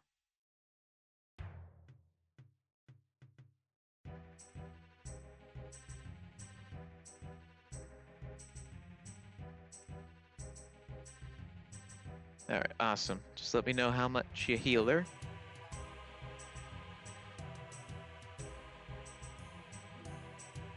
"23 hit points you are healed, Hobrock. Saradomin be blessed." Or sorry, Saradomin bless you. Guess the proper would be to say Saradomin be praised. Anyway, anything else you'd like to do, Albert? Gods be praised.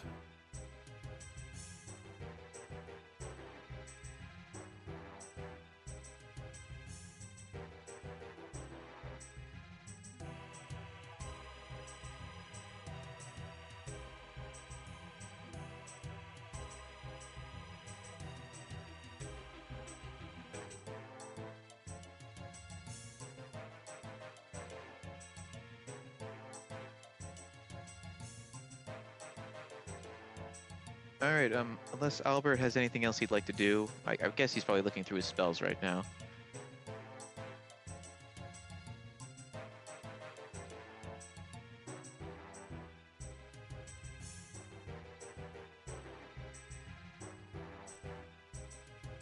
Alright, so I...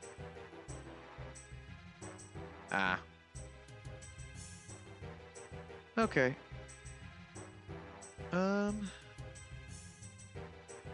Alright then, so let's... So I guess you'll end your turn there then? Just want to make sure.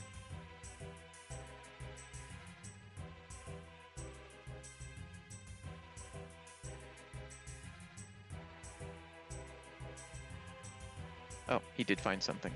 Okay, cool.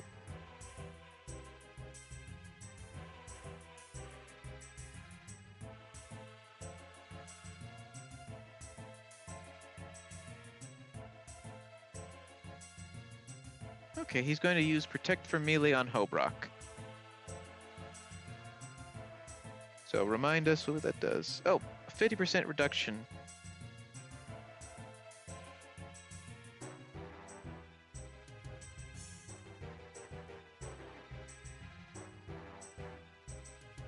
Double resistance. Just to make sure for my own sanity. So is that specifically from melee attacks or from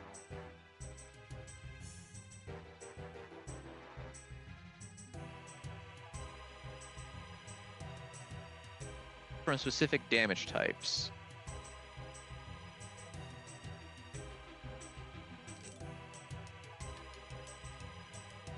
Okay, cool. So that means that even though it's force and fire damage, you still get some resistance. Yay! Hobrock will now not die as fast. Anyway, it is now Hobrock's. Alright. So Hobrock goes on ahead, looks at the fiery being that's cooked her, that is cooking her. Feeling the healing of prayer, she looks back for a moment at Albert, nods at him, and then proceeds to attack the elemental with Reckless. Let's go. Natural 20 for 29. Oh Go. God, this is gonna be painful and juicy at the same time. So that is a 14, 15, 16, 17, 18, 19, 20, 21, 22, 23, 24, 25, 26. And now for frenzy attack, which is where's my d6? All right. So with that, okay. So that I have to roll all 4 of this. 4, 8, 8, 9, 10. So 36 slashing damage. Yeah, 36 slashing damage. Very nice. And then now for my second reckless attack. Ooh, okay, that doesn't seem good. This is the worst. 15 to hit. 15 is a miss. Alright, so that's there, and then Hobrock would go on ahead and quickly drink a healing potion as well, just to add on to what Albert healed. Okay. And that ends my turn there. All right. While you're healing, it's to the Myrmidon that is, or the Elemental is attacking. That is attacking Sergeant Murphy. I don't know why my brain was not working right there. It looks over at Albert, and it hisses as it carefully moves around so as not to trigger Sergeant Murphy's opportunity attack. It ignites its blades on fire and attacks him twice and Murphy once.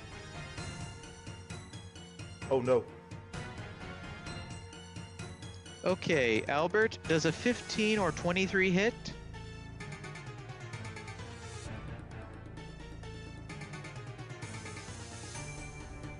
Oh god, he's got an AC of an 11. So, yes. Okay, so you take 7 force damage and 7 fire damage each for a total of 28 damage. Murphy, does a 20 hit?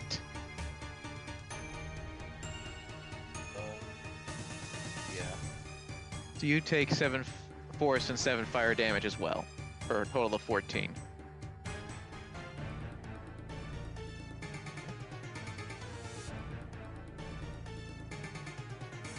Anyway, it's now your turn, Sergeant.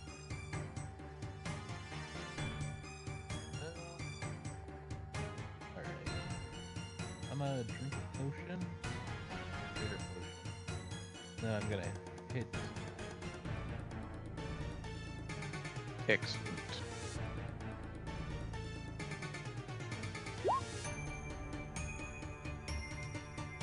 Yummy, yummy healing.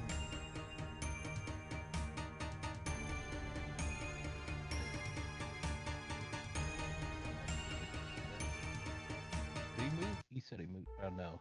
He did not move. Yeah. Sorry. Rolling damage or hit chance.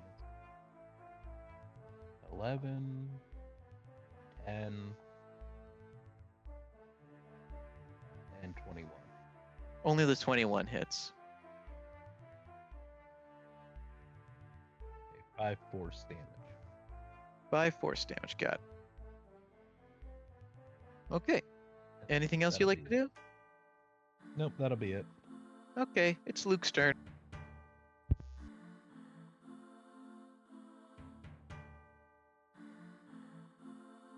Oh no. Huh? Oh, I did, sorry. I was just taking some measurements. Yeah, I Um, know. Shit. How bad is Albert right now? I don't know. Albert, how bad are you right now? Wait, am I saying his name right? Albert, yeah. Yeah. Okay. Got you. Thank you.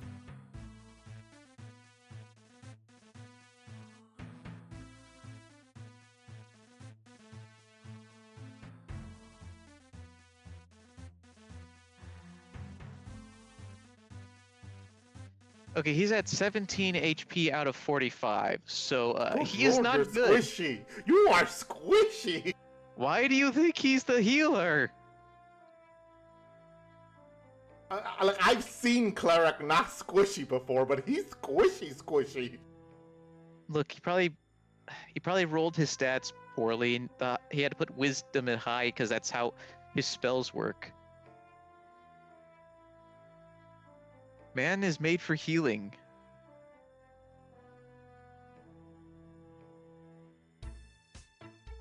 A fair point. Hmm.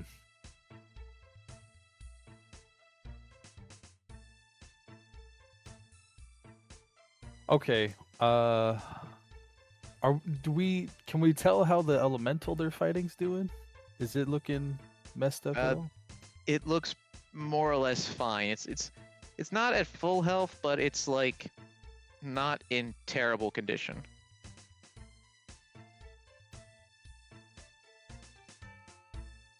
Okay. Hmm. To assist or not to assist? That's the question.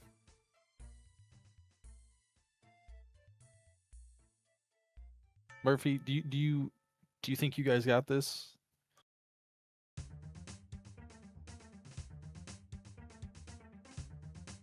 Say that again. Like fighting this elemental, do you think you guys got this? Or do you think I should come try to help out? I mean, I'll be fine.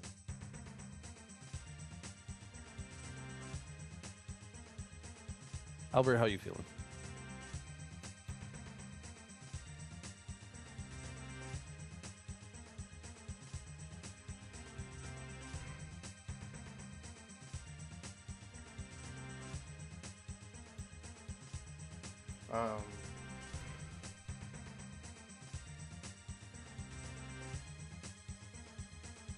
Um, yeah, like I remember Steve said Albert is like out of 17. Yeah. Yeah, right? 17 or something like that?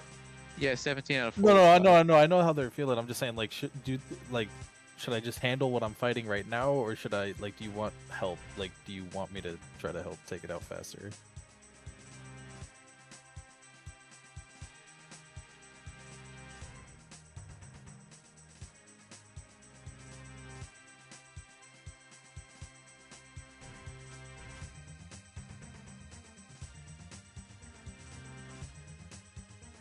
Protect the cleric, honestly. Yeah. All right. We'll do that. We'll just have myself. We'll just hippity hoppity over here. Hippity hoppity, you're getting out of this property, and you're suffering a opportunity attack when you do. Alrighty. It's a miss though. It's because it's an 11. So you're fine. You make it to the others in time. We'll spice up the jump. Not that it does anything extra, but I'll come in like with a jumping downward slash, and then for the extra attack, I'll just like bring the blade back straight up after like chopping down. All right. Bring on the damage.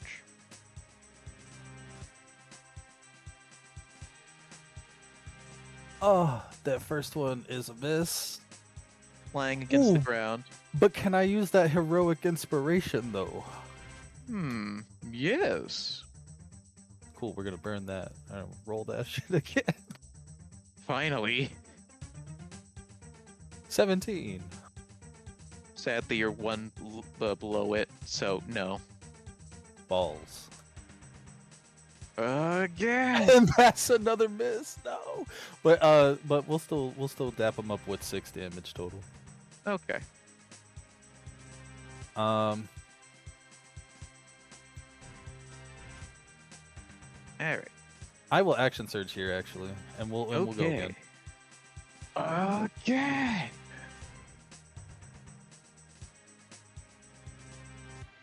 Ah, come on.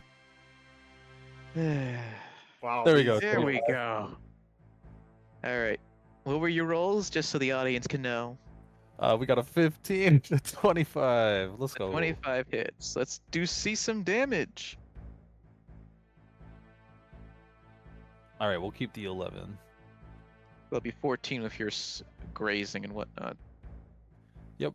So 20 damage total. Let's go. All right.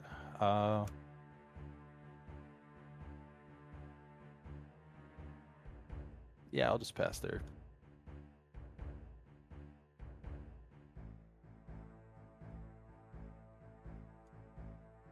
All right. Now it's the elemental you were originally dealing with. Seeing that you're running away, it goes after you and tries to attack you 3 times. Does 17, 23, or 23 hit? Minus 1d4 to each. Oh, right. Thank you for reminding me. Okay, does a 14, a 19, or a 20 hit? No, all miss. Congratulations. It is now Clyde's turn. Swings greatsword over back and just like whap whap whap.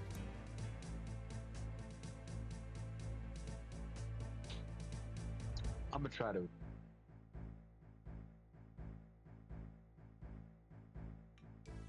Try to what? Attack. Okay. You're getting cut off there for some reason towards the end. But alright, go ahead and roll your hit chance then.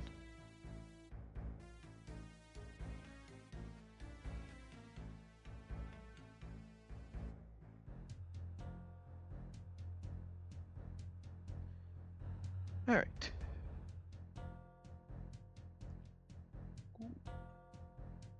22, 14, and 26. I will say I accidentally messed up the order. Normally I do the first 2 hits with the scimitar and then the short sword, but I accidentally clicked the short sword before that. So the short sword one is I think it was 14. So I'm assuming that one doesn't. Yeah, only the short sword misses. So go ahead and roll your damage for the other 2.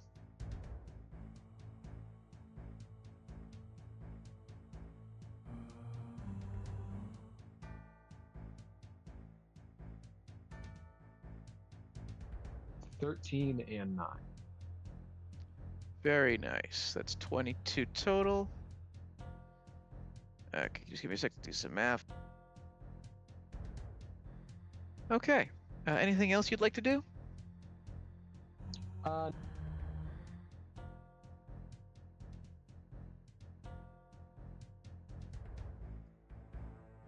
gonna take that as a no because you got cut off again.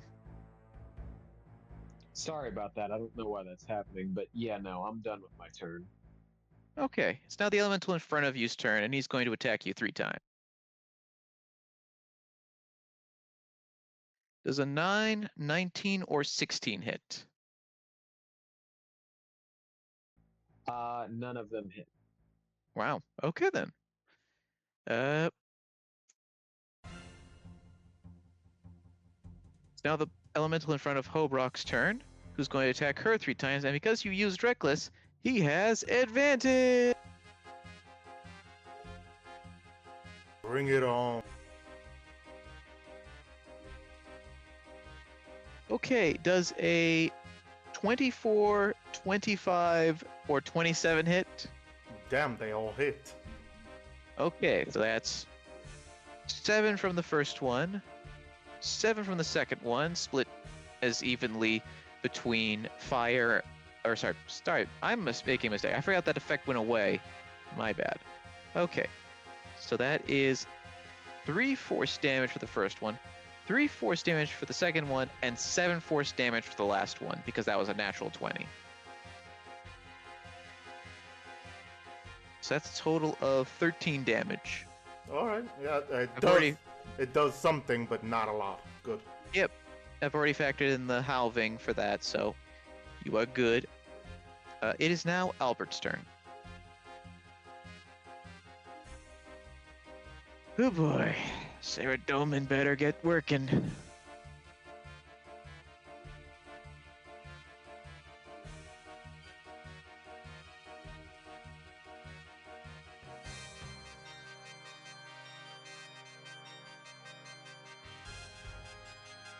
First, he's gonna use Cure Wounds on himself.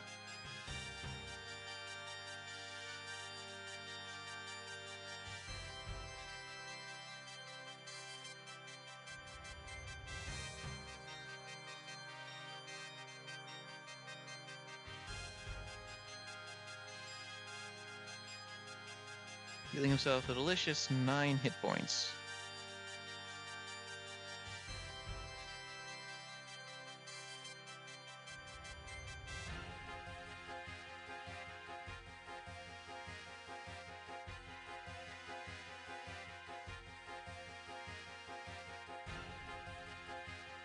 Then he's going to use Word of Radiance. What does Word of Radiance require from me? Understood. I'll be now rolling a con save. One moment, please.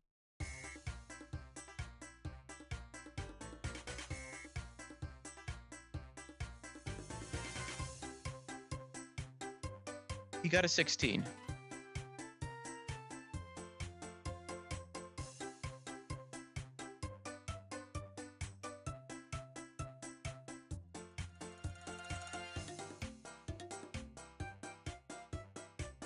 Alright. He manages to avoid whatever your Word of Radiance was about to do. Anything else you'd like to do?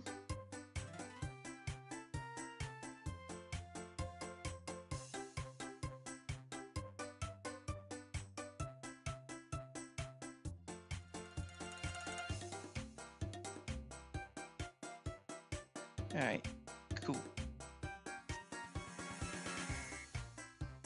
So, I'm gonna assume that's your turn then.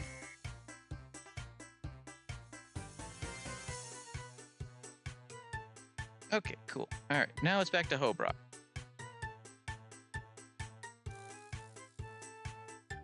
Alright.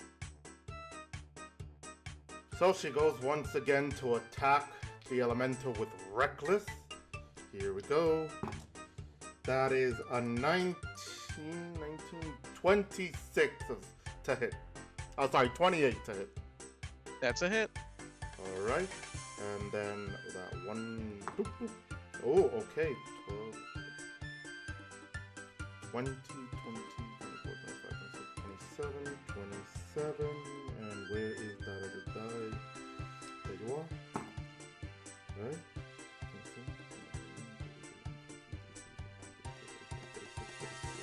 36 slashing damage.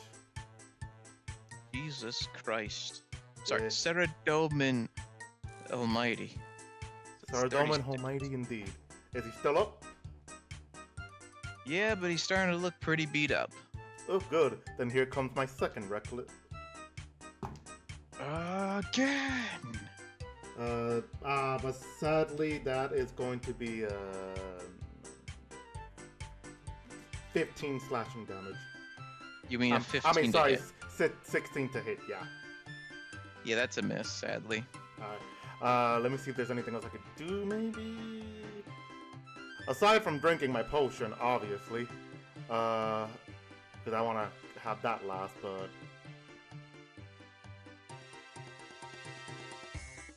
yeah, there's nothing else I can do.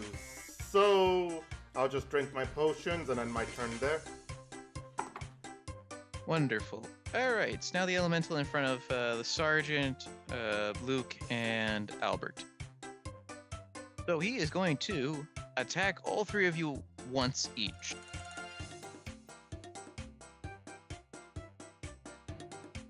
Okay, so just one moment, I gotta roll that pesky d4. Okay, Luke does an 18 hit. Nope. Alright, Sergeant does a 16 hit. Yeah.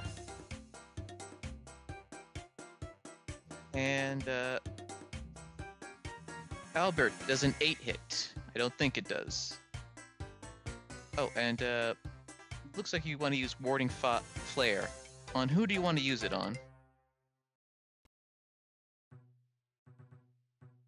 But it's going to be an 8 to hit you. You're fine.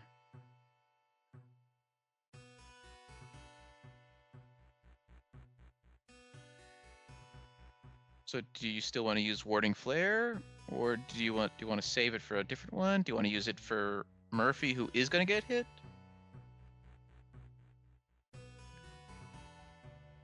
All right, 1 second.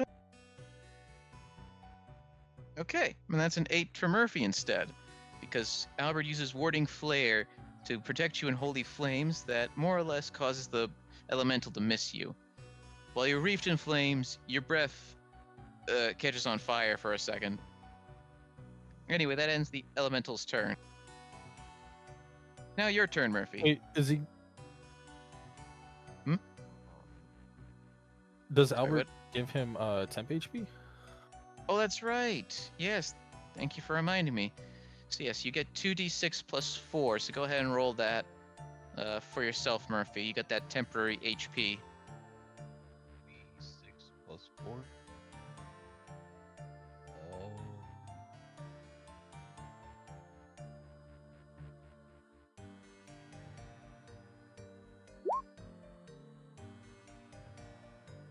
11 delicious temporary hit points. how do you add a temporary hit? Oh, So, there it is. yeah, No, okay, I you found figured it. it out. All right. Once you're ready, it's your turn.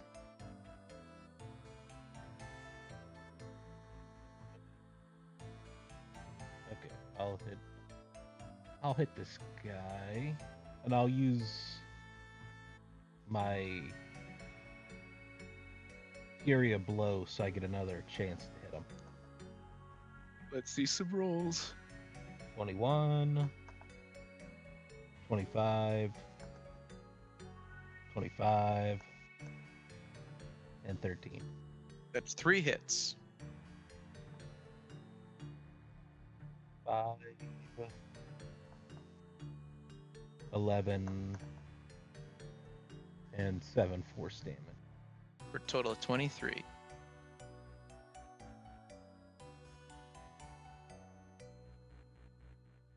Okay. Anything else you'd like to do, or are you done? Nope, I'm good. Luke, it's your turn. Here we go. Wahoo! Alrighty, we're just gonna. Ooh,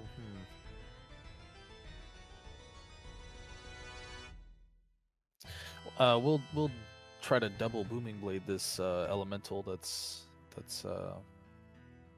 hitting all 3 of us. Very well. 17 Nope. and a 20. There you go. That one hits. Hey.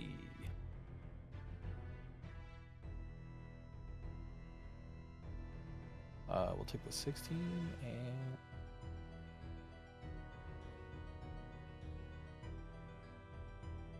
3, 19. Let's go.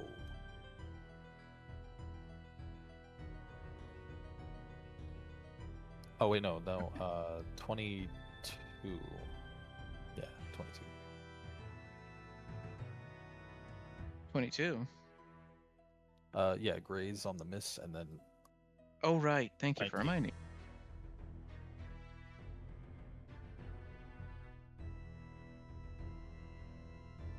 and I guess that's Okay. it.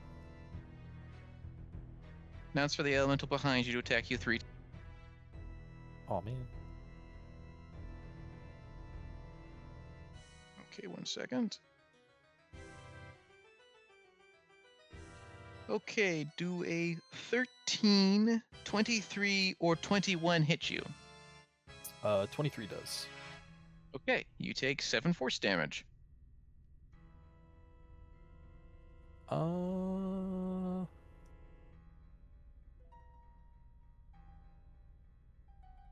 Sweet. Okay, Clyde, it is now your turn. All right, I'm gonna try to attack. Bring it.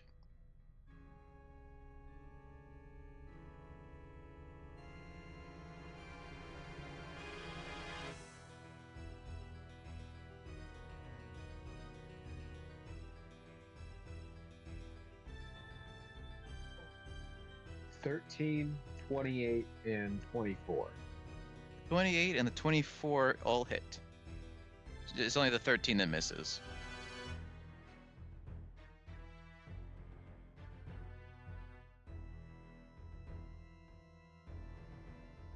All right. You do 22 12 damage. and 10. Yep, sorry, my bad. As you hit with the short sword, you hear it goes, good, good. That's how a hero does it.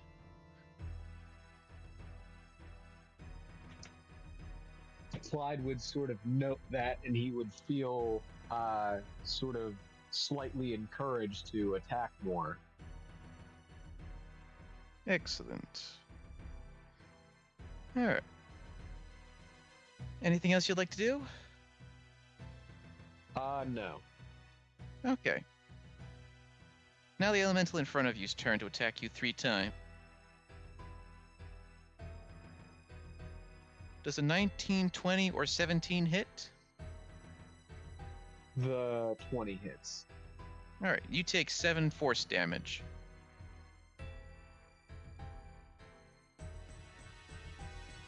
And now for the elemental in front of Hobrock, who will also attack 3 times. Oh wait, hold on. Hobrock, are you still reckless? Yeah, I used it on the last time. Okay, does a 26, 19, or 15? They all hit. Even the 15? It's right on the point, yeah. God damn. Okay, so that'll be, let's see, no, that's 21 force damage. Divide that by 2, 10 force damage. And now we're back to Albert.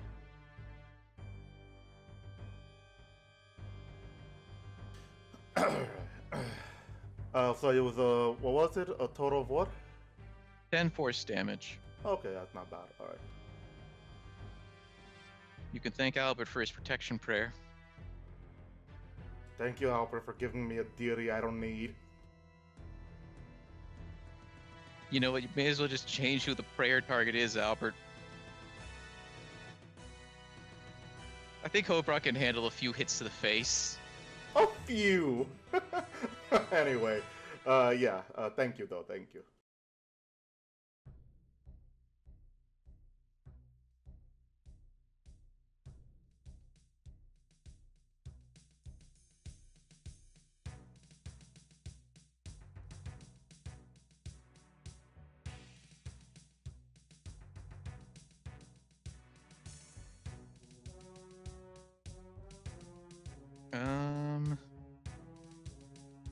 Okay, so quick roll call.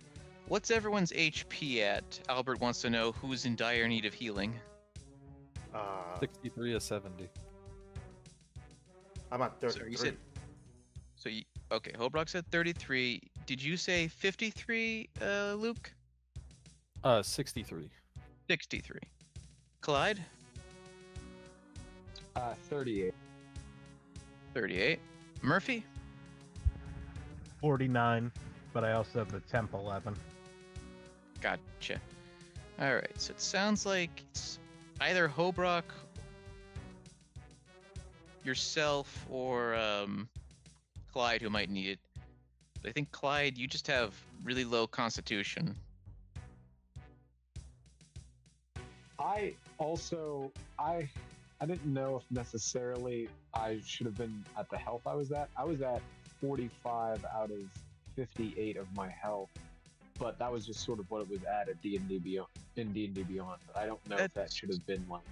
Yeah, you should have been at max because we took a long rest while you were gone. So, okay, so basically that means you should be at 51, since you've only been hit once, right?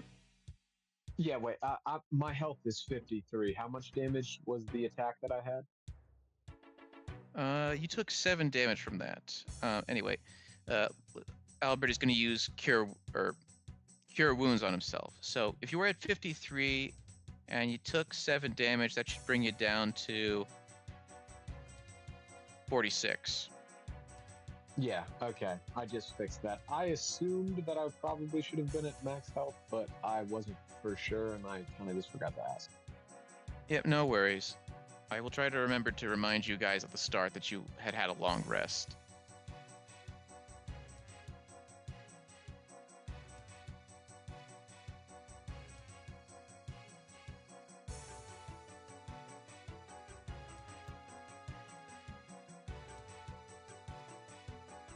And so in addition to the healing himself, Albert is going to now use Shield of Faith on Hobrock. Wait, just to make sure, Albert, because I know this is your first time playing a cleric. Isn't Shield of Faith a concentration?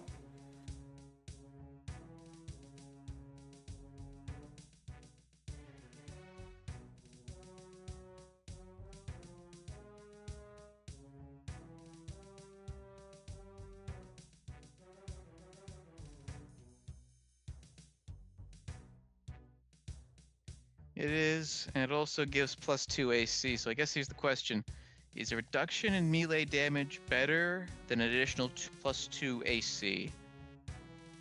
But then it's up to you what you want to do, because I mean, a +2 would probably help me with just avoiding all 3 attacks, Steve. Don't blame me.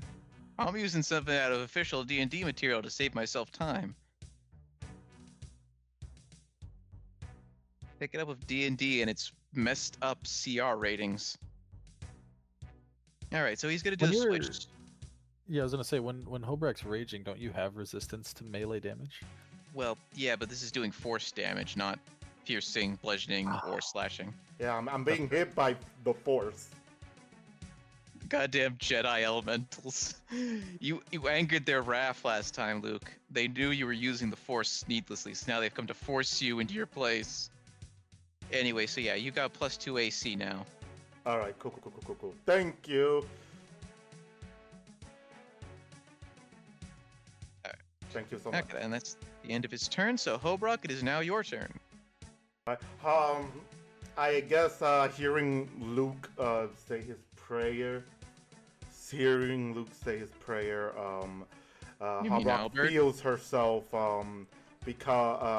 feel a little bit more protected, maybe like feels like something protecting her a little bit less. She doesn't seem to mind as she goes on ahead and she swings at the fire elemental with Reckless again. You feel Oh. empowered by Albert's prayer. I like Yeah, to sorry, emphasize Albert. saying Luke for some reason. Because Hobrock is starting to get brain damage after all those hits. Yeah, the heat's just getting to her brain at this point. She Hey, thinks Luke is anyway. Albert, Albert is Murphy, Murphy is Clyde, and Clyde is Hobrock. Yeah, see, everybody is now mixed up to me. Wait, who's Albert? Who are There you was people? no Albert. It's not real. All right, so I got Obviously, Hobrock's Albert in this case. I got a 17, 17, 18, 19, 20, 26 to hit. That's a hit.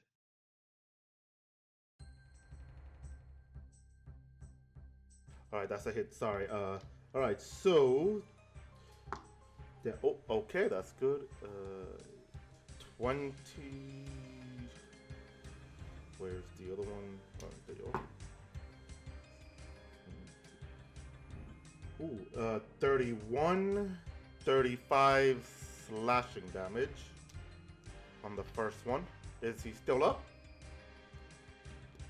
Yes, but it's pretty much almost dead. Okay, then another Reckless to my dear boy. That's another 28. Go ahead and roll the damage. Alright. 11. That was this one again. 11. 23. 27 slashing damage. Just what you needed. You see the elemental, you slice downward, cut it in half, and it just dissipates into smoke. It's dead.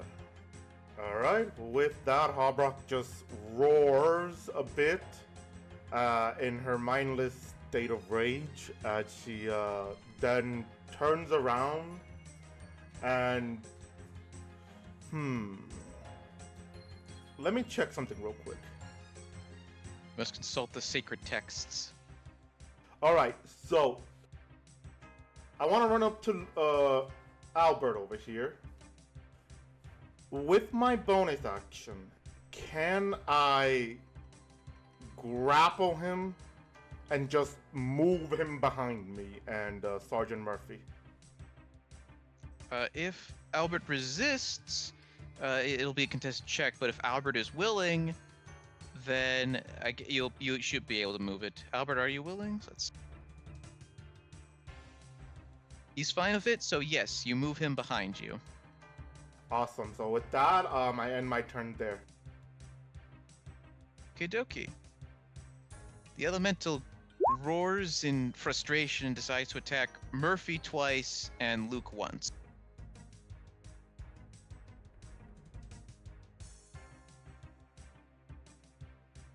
Okay, Luke, I take it a 14 isn't gonna hit. That is a negative. Okay. And Sergeant, does a 14 or a 19 hit? The 19 does. All right, that's 7 force damage to you. But now it is time for your revenge, Sergeant. Right. Can I tell how well this guy's doing, health-wise? You think he's got a little less than a little less than half of his health to go. Well, I'm gonna use Fury Blows again then. Order.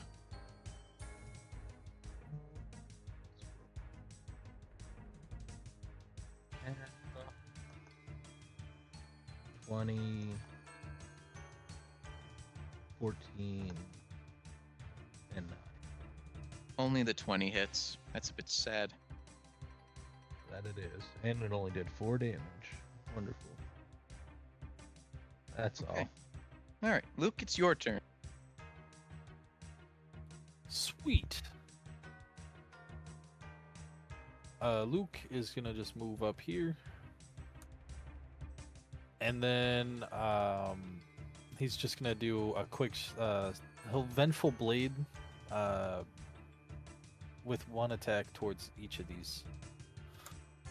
Vengeful Blade? Yes, sir. Okay. You might need to share with me the description so I understand what's going on. Can do.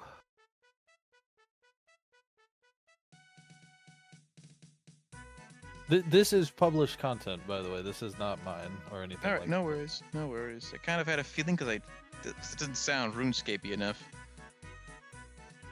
But yeah.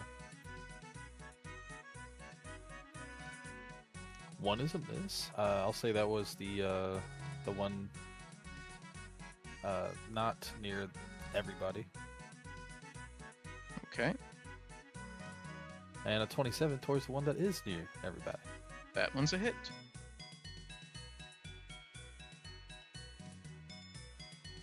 I'll take the 12, and then the one that I missed will take 3.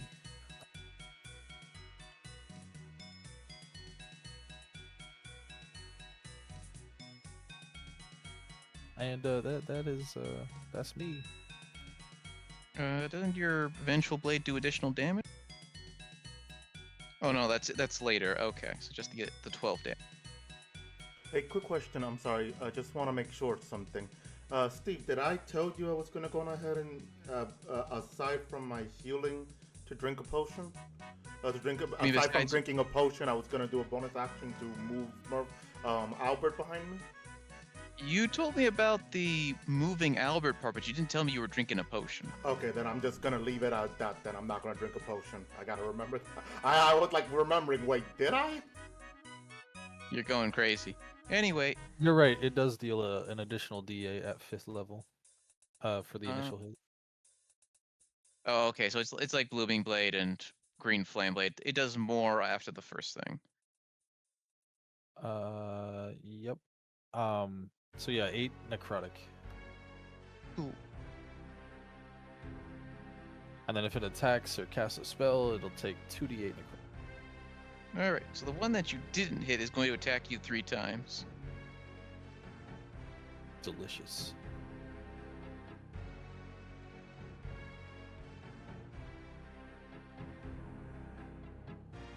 Okay, does a 22, 17, or 10 hit?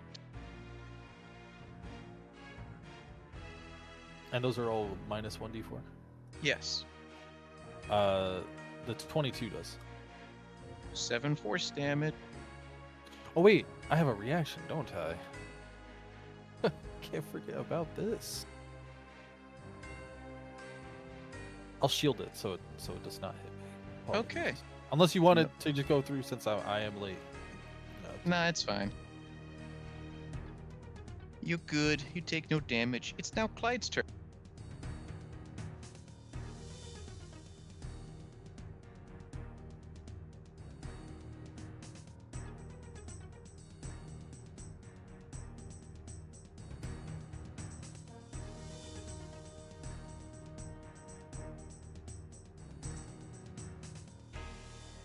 Sorry about that. I'm just gonna try to attack it. Okie dokie.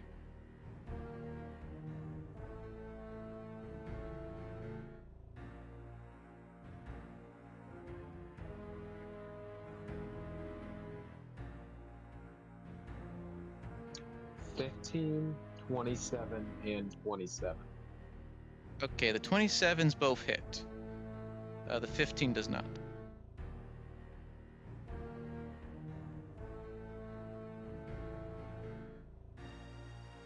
Two 9s. Both 9s, gotcha.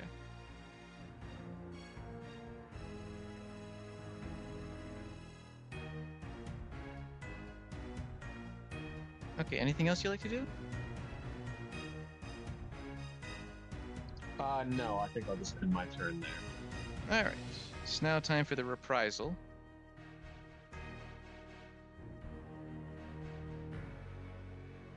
Okay, I'm gonna guess that a 9, 15, or 8 is not going to hit you. Say that again, sorry. 9, 15, and 8. No, none of them. Okay. Now it is Albert's turn, and he has told me that he is going to be using his channel divinity. Radiance of Dawn. Alright, so who are you going to be hitting in your, So you see him brandish the symbol of Saradomin, and holy light fills the area. So who are you hitting with this?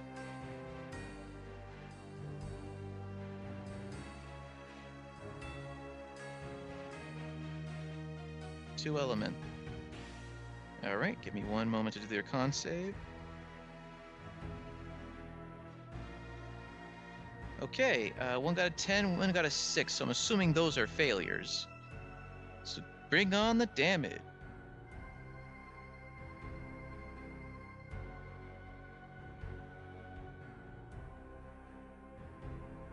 Unleash the power of Saradomin's light. Okay, one is taking 18, one's gonna take 15. God damn.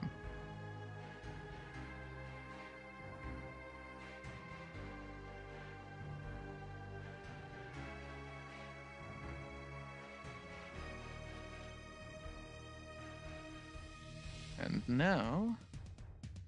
Okay, another roll call. Who needs healing?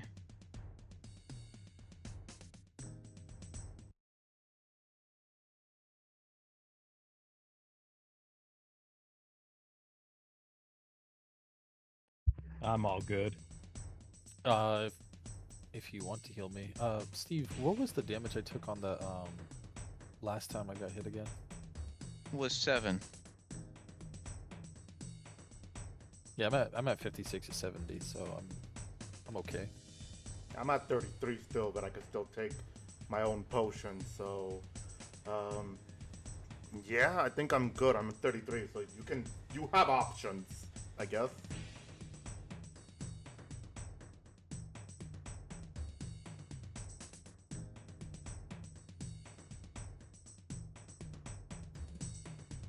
I'm not as likely to get hit, so I mean the other two might be a better option. Alright, he's gonna heal Hobrock. He's gonna lay his hands on you and use Cure Wounds.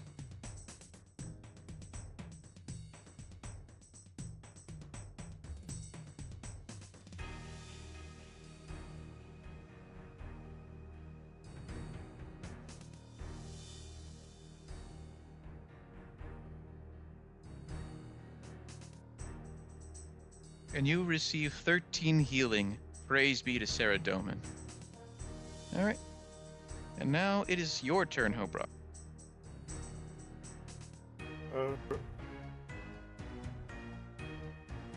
Alright, so I'm gonna move a little bit upward, just not to get in front of Murphy. I don't wanna hit him with my elbow.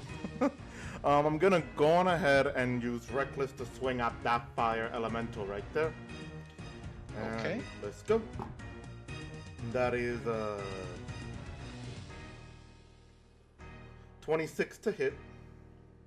That's a hit. Alright. Yeah, I'm trying to do math, but my math have to use my finger things. All right, so to hit, that is a ooh, okay, 20. We really need to get this man a calculator. 30, 34 slashing damage. He did. He's dead. Good.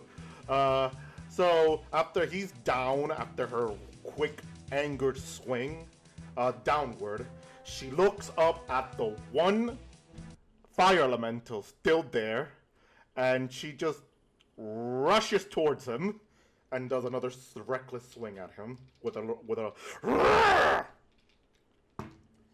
natural 20 for 29. Oh my god. Bring it. Oh boy, this is gonna be beautiful. Please show me the beauty. Oh, this is almost there, but not as where I want it. All right, that's a 22. Oh, come here. 22.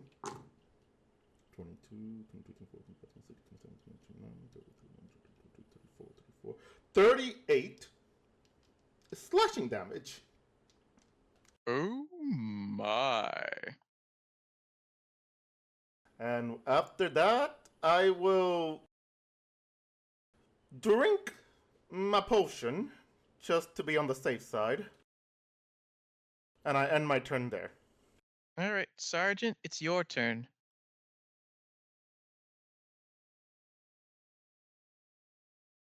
All right, let's see. The one in front of me, he's not dead, right? No, the one in front of you is dead. Oh no, I Obrock see. took him out. Yeah, so Yeah. not just that Okay, last I'll guy. move over to the other guy there. This guy. Beat him up.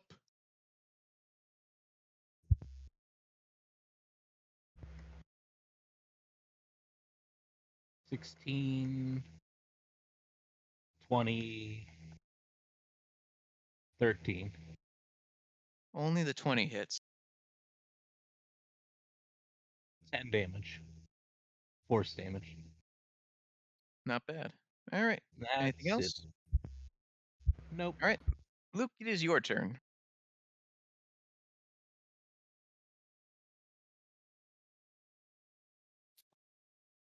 Uh,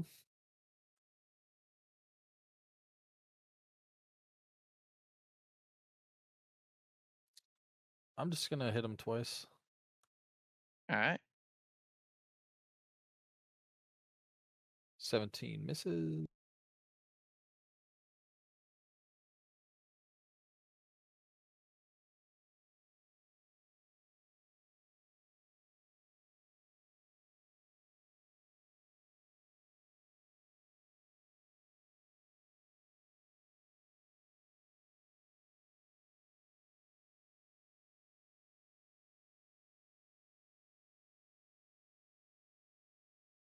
From him, go over to his ally. As the elemental in front of you dies, the other elemental regains full HP and grows 2 additional arms and gets a bit larger.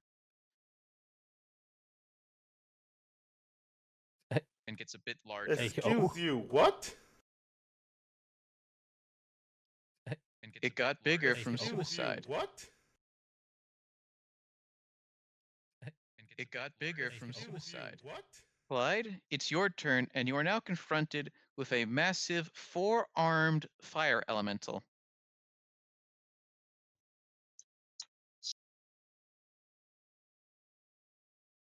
I'm just going to try to attack. Okay.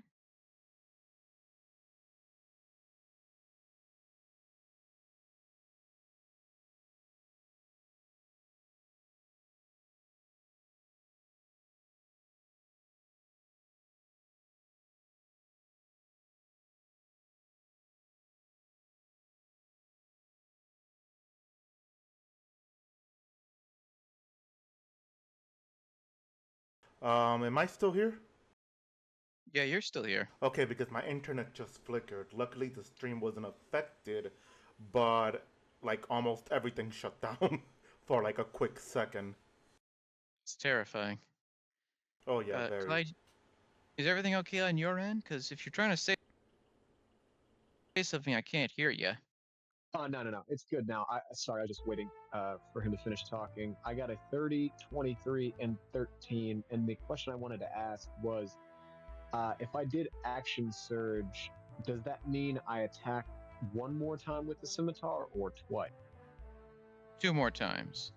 But let's first handle the damage rolls, because I'm pretty sure you're a champion fighter, so the 19 you got for that 30 is a critical. And both of the 30 and the 23 hit. So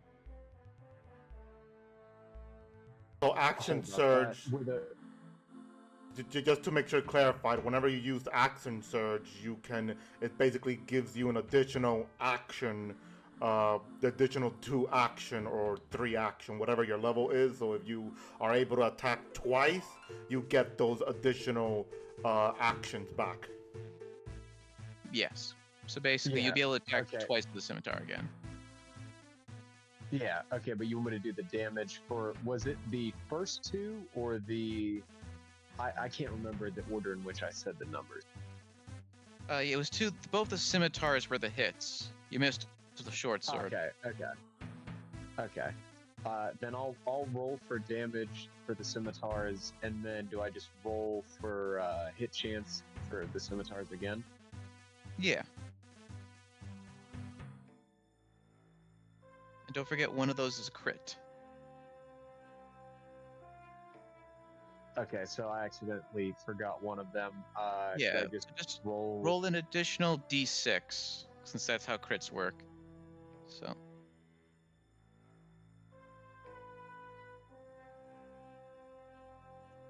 So total of 22 there. While I'm tabulating the damage, you go ahead and roll your hit chance for the scimitar again.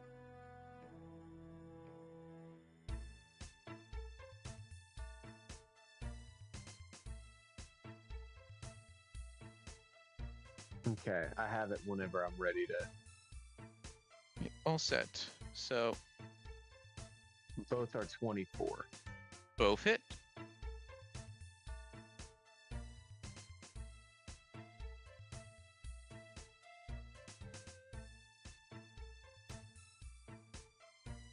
Nine and 14.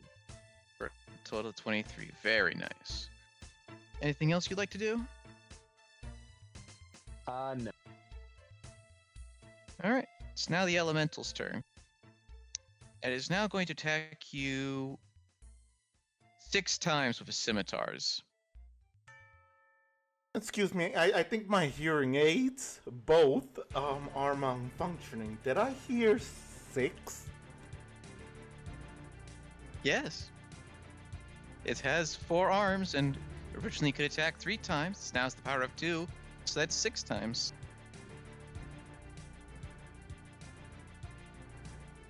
Relax. He has a really high AC, so I'm not expecting that many to hit.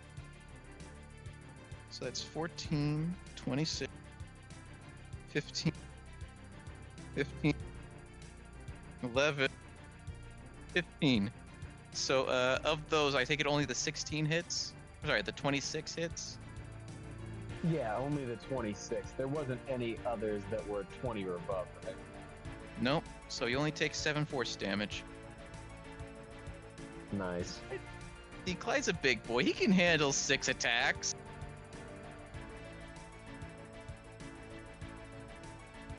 Tis but a scratch.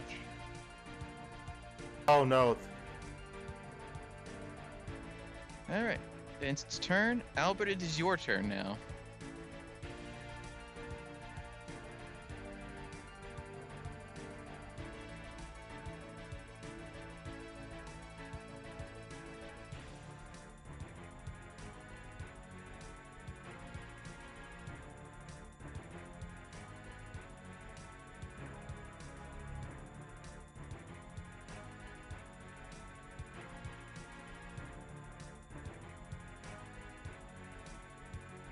Yeah, my internet is, has made us have on the second stream videos.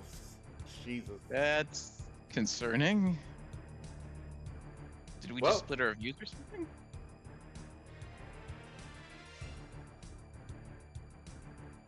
All right.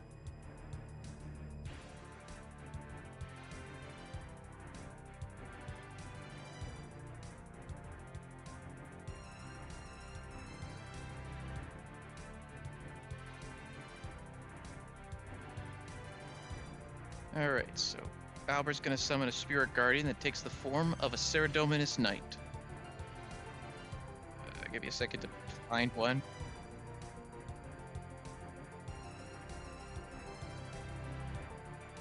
He's level 7, which...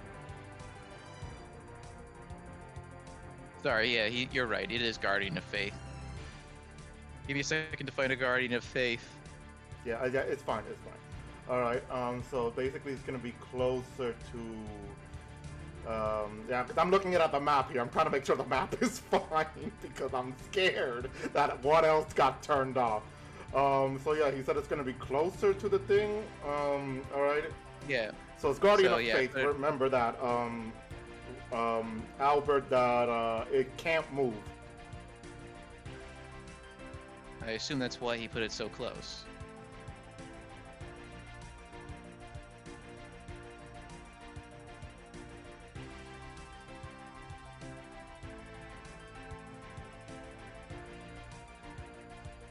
Okay, one con save coming up, my friend.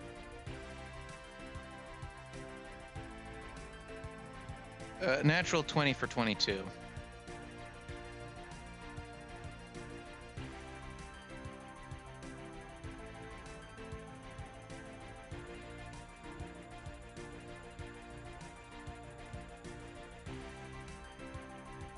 Oh, dex save, okay. Yeah, alright, so then I'll just... Okay, so then it'll be 24 instead of 22 because it's got a +4 dexterity, so... Yeah, still passes, so that's only 10 damage. Which is still impressive.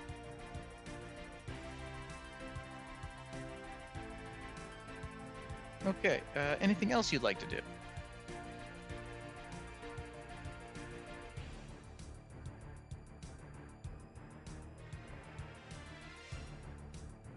Alright, that's it. It is now Hobrock's turn.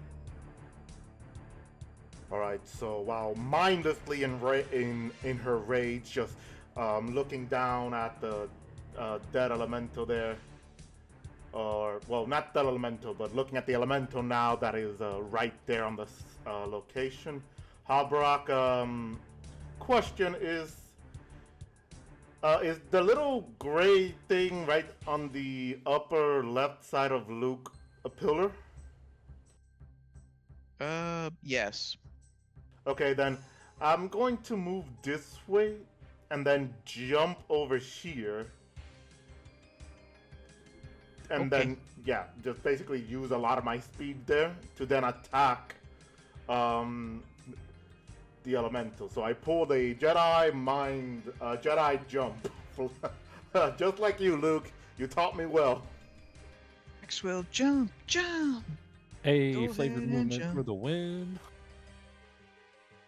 Alright, and with that, I'm going to do reckless attack on it. Gotta get the choir. Alright, let's go gambling! Oh wow, okay, geez, that's really good. Again. Alright, so that's a 28 again. 28 to hit. That's a hit. Alright, Yep, that's a hit. alright, and 14,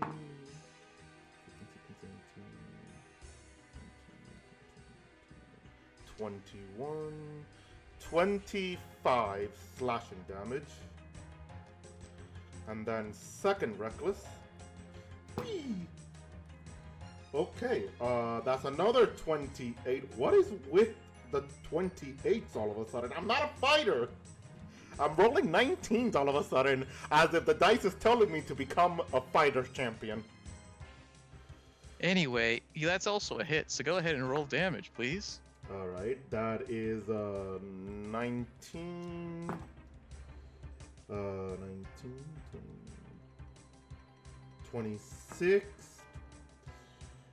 Oh, sorry, yeah, 19, 20, 26, and 30 slashing damage.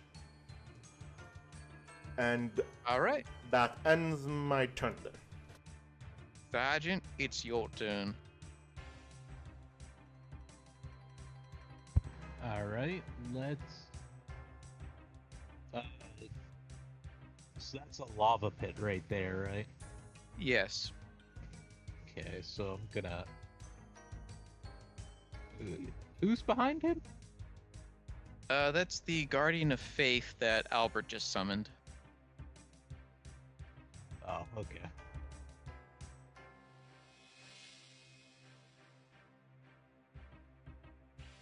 I think you can use your bonus action to dash by using a key point. If that's necessary.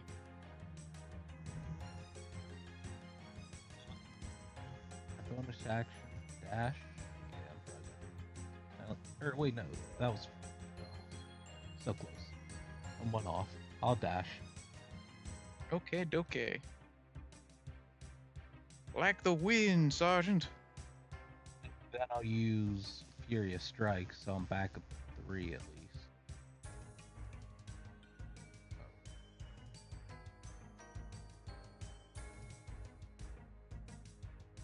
$13, 18, 20. The 20 hits. Its armor got a little stronger with the upgrade to size. 8 damage. And that'll be off.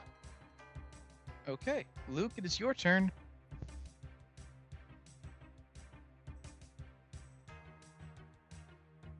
All right, for simplicity's sake, I'm just going to say the Guardian is just standing over the lava pit, just so that way all the melee characters can actually get at it, because unfortunately we only have the one caster. Wait, what? I'm just moving it so you guys have, so that way you can actually go there to attack I'm not- it. Am I not able to get up here? Oh yeah, I forgot about that. Yes, you can get up there. My bad. Hey, let's go. It is big enough so you can aim for the head. I'm gonna move 15 feet up here. And then you're then gonna we're- max full jump. Yeah. We're gonna jump 20 feet this way, sacking 10 movement to do so. And then I'm gonna try to vengeful blade it twice. All right, let's see if you can actually hit. 22. Hey, a 19. Let's go. 27. Woo! Yeah, baby, those both hit. Haha. Alright, so 12 for the first one's damage. And then I gotta roll the 1d8.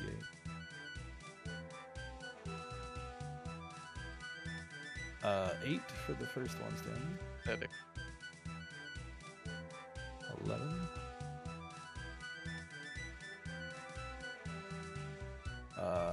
18 for the second one's damage.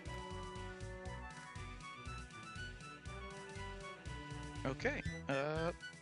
Clyde, it is, or sorry, Luke. Do you have anything else you'd like to do? I guess I'll second wind. Healing. Excellent. All right, Clyde, it is now your turn. Okay, I'm gonna go to attack. 8. A delicious healing for Luke. Now let's see those attack rolls, Clyde.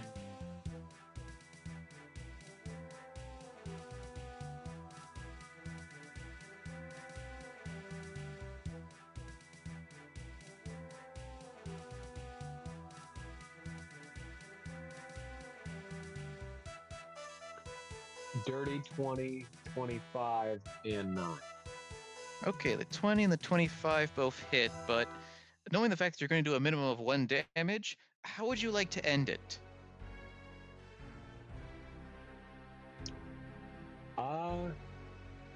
This is the one. Is this the one that has multiple arms? Yes.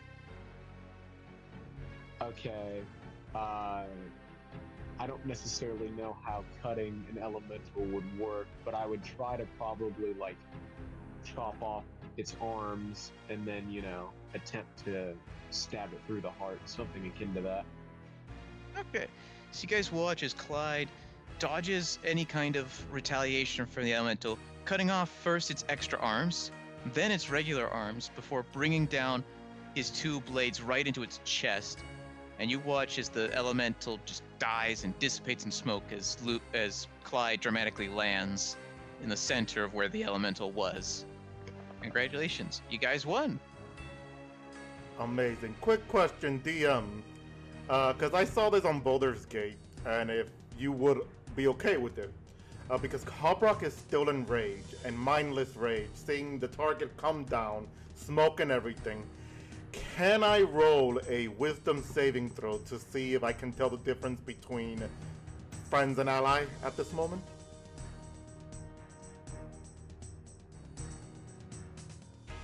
What? Why? Why would you want to do this? Because Boulder Gate taught me something very interesting of Berserker, and I just thought it would fit well for Harbrock. Again, if you're okay with me doing it. First off, I'm pretty sure that was just Minx and his unique Berserker rage, not the actual Berserker class. Yeah, it's Berserker class. You know what? Fuck it. Roll me a wisdom save. Alright.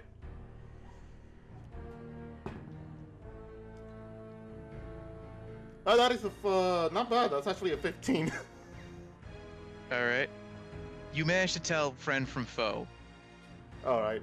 So because of all the smoke, like I said, it's because of all the smoke that I would assume the Right. elemental.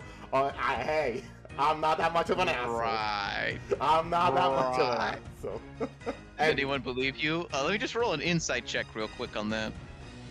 You want to roll an insight check? Go ahead then. Anyway, so she's just gripping on her handles, assuming that the elemental isn't dead at first until she sees Clyde shining. What the hell is that background noise?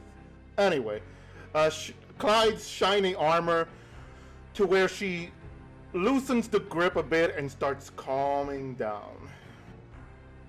Quick question, does a 113 insight check work? Can I tell if you're bullshitting us? A 13.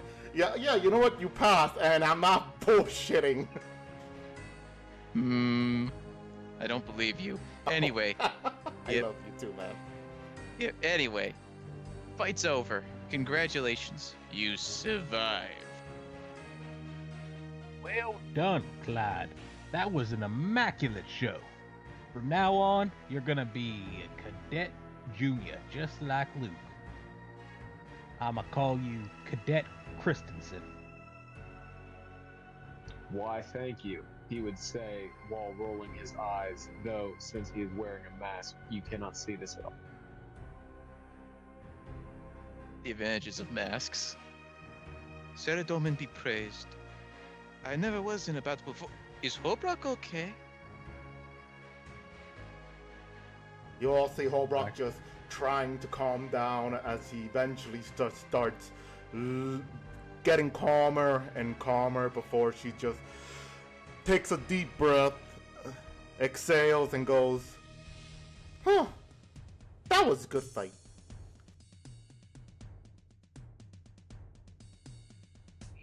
She looks like she's chill.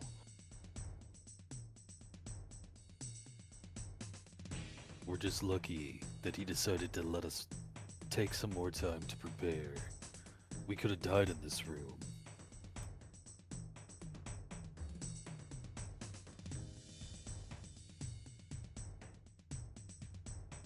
Well, things turned out alright. We got a little training in. He is underestimating us, really. Definitely. Under the what now? He thinks we're weak. Me hit him twice, and he said he felt it, and he thinks we're weak. I am going to punch him in the face hard. And then she looks at Clyde for a moment and goes, "I throw you to him, and you gog his eyes out." Clyde side would just shake his head.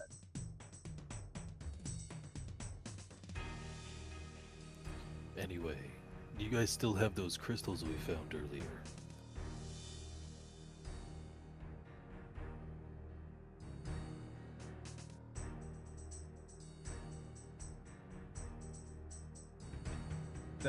The anti, yeah, I forgot about those for a second. The ones that protect us from the yellow fire. Precisely. If we got the coin for it, I think we should go pick up some vials. Finding that Renar gives us the ingredients we need. Well, perfect. We can get a couple doses of those made up and make sure that each of us have an appropriate amount. That way we do not get turned euthanized by demonic energy. Alright, time for some healing real quick. And y'all all receive healing word.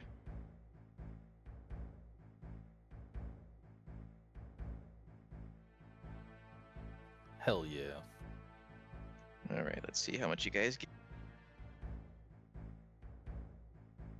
You all heal by 26, and the word of Saradobin is wisdom. Hey, no complaint. 26 healing is not bad. Delicious. That puts me at full.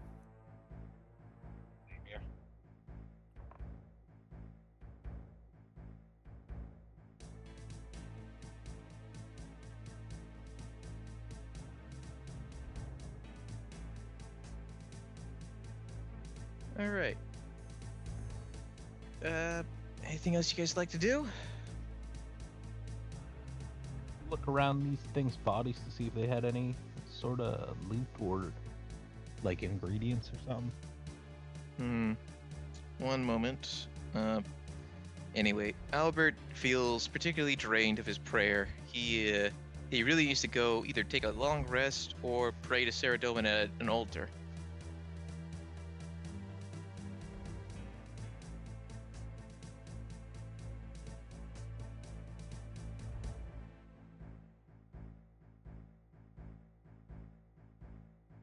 And yeah, Sergeant Murphy had the right idea, or whoever it was that said that. Sorry. Loot the body. What do we get? Looking up fire elementals, right? Okay. Okay.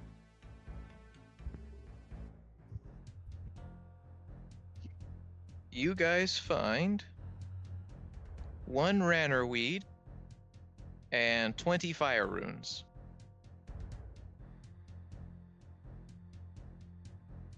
Oh,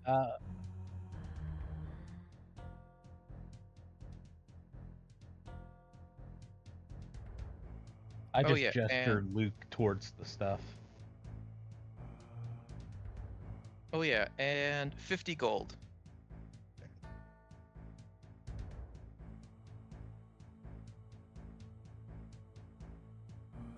It's something I gotta decide. Say, Cadet Christensen should get the 50 gold since he just earned a rank. I don't really care. I don't want the money. That's not proper business etiquette.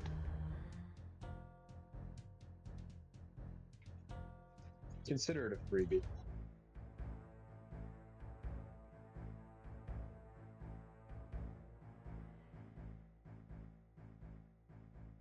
It's you find a fire elemental helmet. The helmet. Habrak grabs it and keeps it as a trophy. I'll take the gold then. And I pick up the Ranar root in runes and I walk over to Luke. You said Ranar. Ranar, right? That's what we needed? Yeah. I found.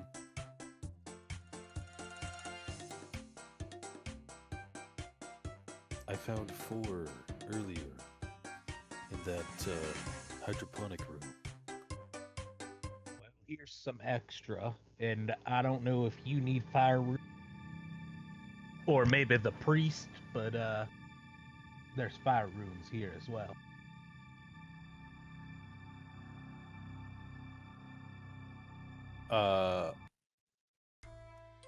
You can just add 20 runes to your rune pouch since you're using the old system.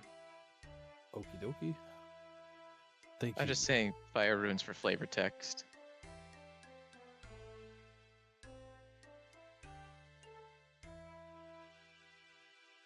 These will come in handy later. And how many Ranors did he have? 1.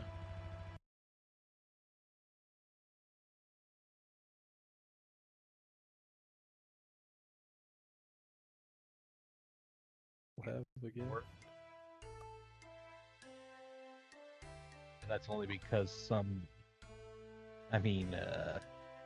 of character wise, someone destroyed a few. Right.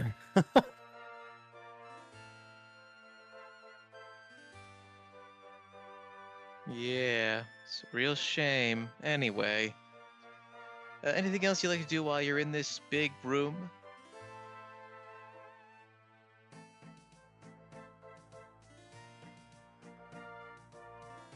I guess you said the guy. Where was the giant sitting at? Throne? Yeah, there's a big chair in the back. Hobrock would walk towards it and see if there's like anything trophy-wise or expensive-looking that she could just take. You see at the foot of the chair is a rather nice-looking treasure chest. I definitely thought you were going to say a toenail. Not sure why. Why? I don't know why, but I definitely thought he was going to say there was a toenail there. Maybe in a different campaign, but you do see a pair of very large sandals behind the chair. There we go. So the treasure chest, Hobrock goes to open it. Inside the treasure chest is another treasure chest. Just kidding. You find 3,000 gold pieces and a mithril halberd. Hobrock sees the gold pieces, puts it in her pouch, looks at the halberd, and just throws it behind her. Clank, Can clank, I clank, clank, catch clank, that? clank. Oh, never mind. Yeah, you can catch. It's still in good condition after the throw, but yeah, it's just waiting there for someone to pick up. Does anybody want the heavy weapon? Before I just pick it up. I'm the only one that uses heavy weapons. Okay, then I'll just pick it up. Oh, and also in the treasure chest, you find a shield. Just a simple iron shield.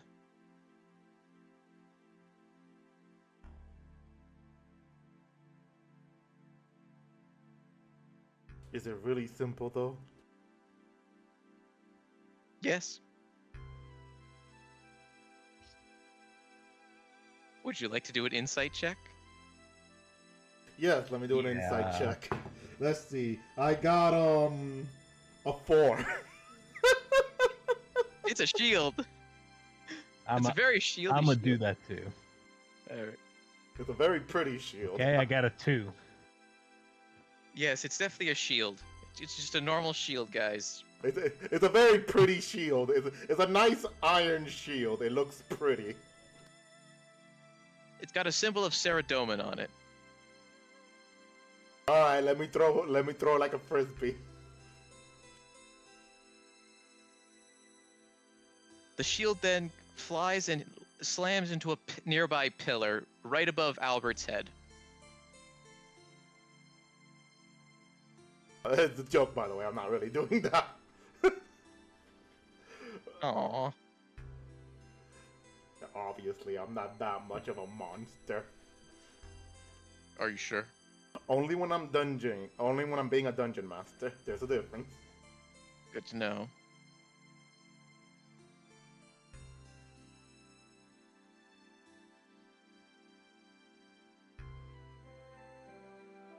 Do you want this Saradominus shield there, priest?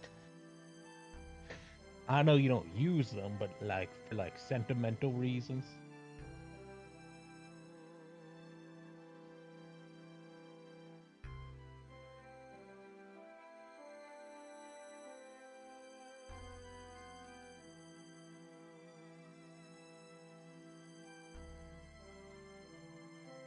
I could use it for future combat. Avoid being an easy target. Yes, please.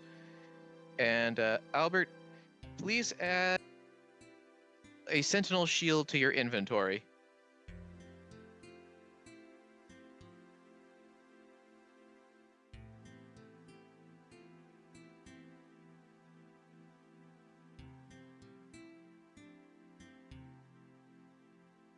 Sentinel shield. Just so you... Hold on, let me type it out for you.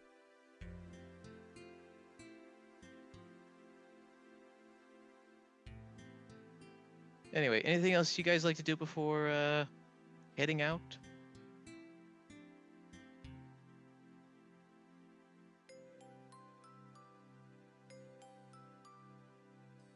I think that's good.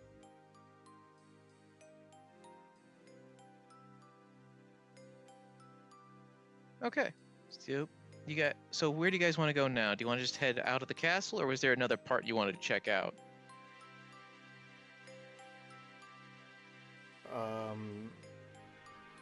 Wasn't there like 2 more rooms that we didn't look in?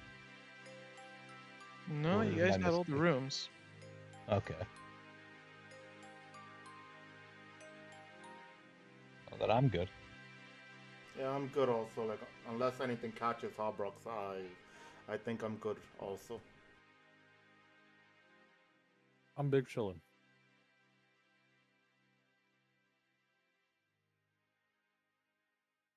I'm Albert or fine with Clyde, is just there any... going. Okay. Albert, do you want to go any group else, or do you want to just head out?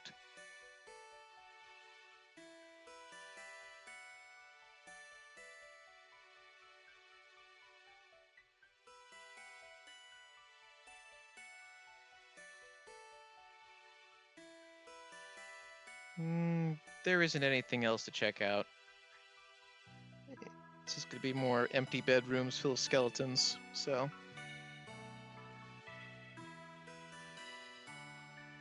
Alright, everyone decides to leave. So, you guys make your way down the stairs, and eventually you return to the corner that has the teleportation circle. And you guys see Frank just scratching his head going, "Hey guys, where'd you all go?"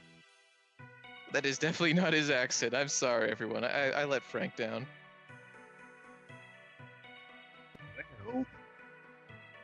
Well, we went and fought the big bad. Where'd you run off to? I got lost, you know. That stupid illusion got me again. Well, that ain't surprising. You want to say that to my face, Sergeant? Well, that ain't surprising.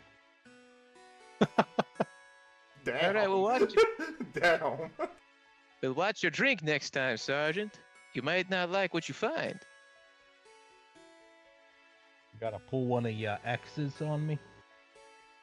That Bob made back in Fort Saram? Maybe. Well, I think we should probably return the certificate with the information of that's where he was kept.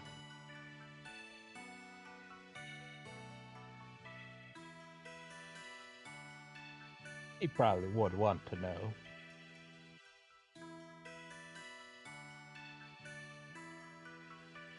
Good idea. We need to report this. So I assume you guys are going to use the teleportation circle to return back to the surface? Yep. Oh yeah.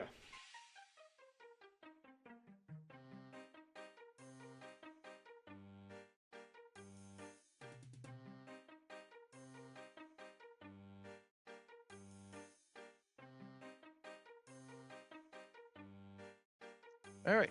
You guys teleport to the surface, and when you guys exit the ruins of the castle parapet, you see there are several Varrock guards and white knights awaiting you with their arms, and, like their shields and swords up.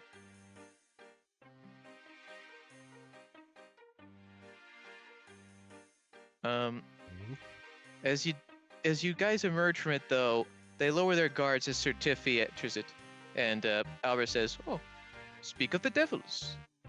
And Certifi walks up to you guys and goes, "Well, I wouldn't really say devils. We got a report from King Rold about, well, one of the guards losing their minds and killing their fellow citizens. Thought I'd check up on you, old beans. Is everyone all right?"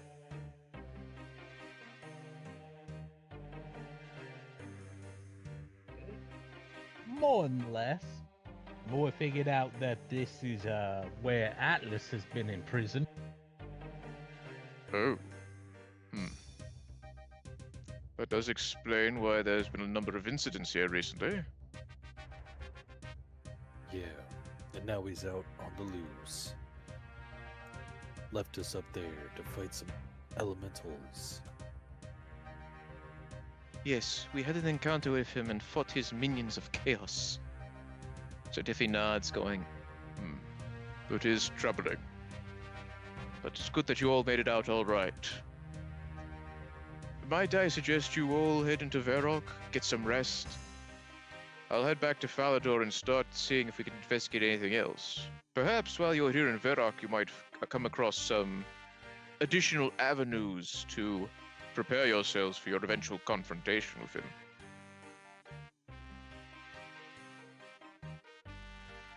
Yes, we go to north, to wilderness. We have to go there.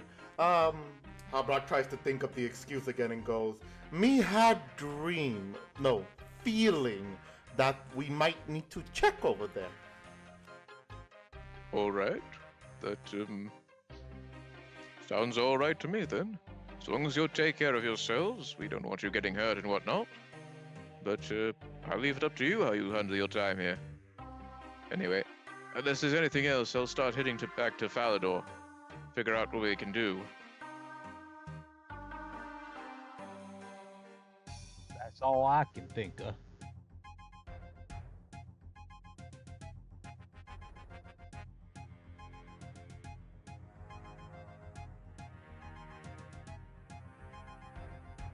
Feradomin's light guides you, Sir Knight. Luke just nods.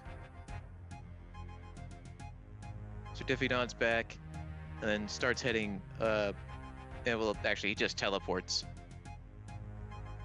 The guards and knights then proceed to assume, what's the word for it? The position around the castle thing to keep it in check. You guys are free to now just go wherever you want, so, where you guys want to go?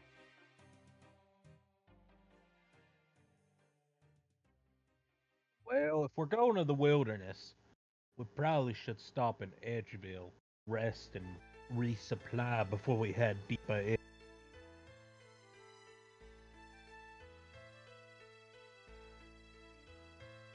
Yeah, but before we leave the city, we should probably visit the local brewman.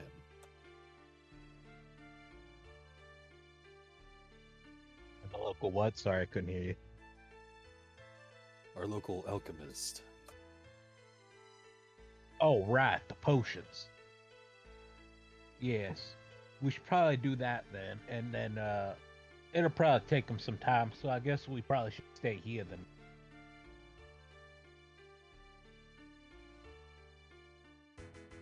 Well, we are in Varrock. Last I recall, the border is just to the north. We could still go north from here, but we could rest first. Habrak nods. Well, Sorry, I guess Habrak. Sorry, because I got my thing glitched for a minute. I was trying to say Habrak nods and goes, "Me agree. We should rest. Maybe small rest, or She looks up.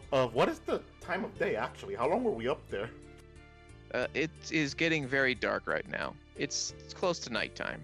Habrak goes, yeah, maybe we go and sleep in bed or something. City has somewhere for us to sleep.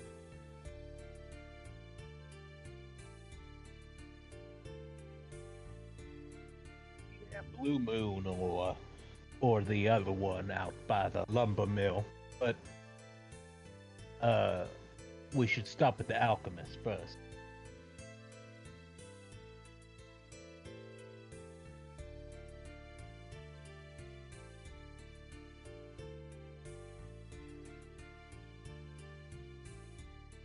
Let us do that then. And so I'm gonna guess you guys head to the apothecary then. So, unless there's That any was the word. objection. Yes. So anyway, you start making your way into Varrock for the southern gate, and then you immediately turn left. Luke is leading you guys down the street, and you eventually come across this small cottage and you see a sign above the door that looks like a gentleman with a big white afro starting to put his stuff away when he turns around and says, "Oh, hey, Luke. What brings you here so late?"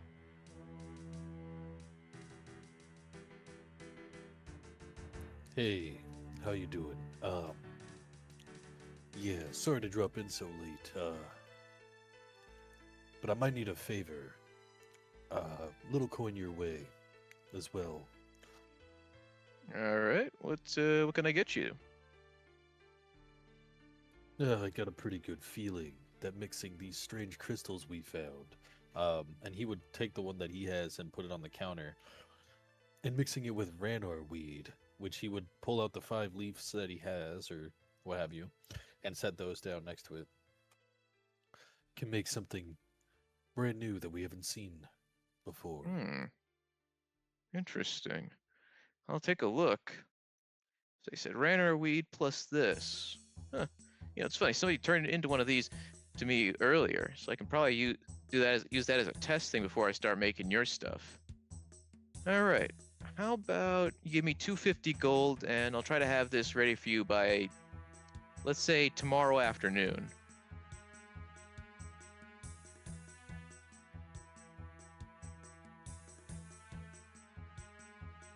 And he kind of like feels through his coin pouch. Looks like he's mouthing numbers. And he comes out to 55. Yeah, looks like I'm a bit short on this one. Huh. We can use some of that 3,000 gold we just found in the treasure chest. Albrock, chuck that man 3,000 gold. I mean, 250. What? Not too late. Habrak goes on ahead and gives them 3,000 gold. Thank you. He then looks over and just says, "Does she know how to count?"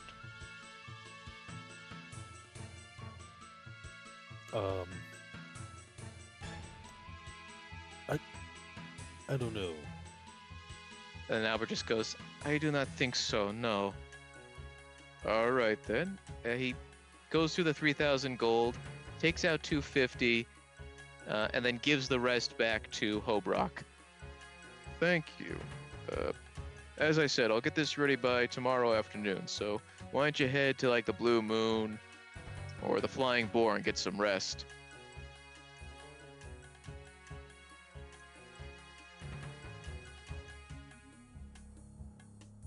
Very much, Doc. Yeah, thanks again. We'll see you tomorrow. Enjoy your rest, my friends.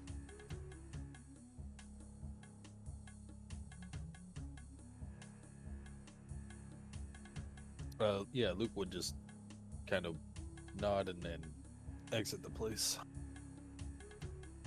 All right, where do you guys want to go now?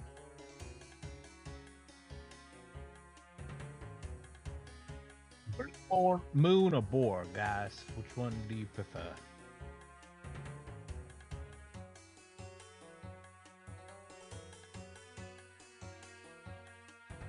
I suppose trying a different location couldn't hurt.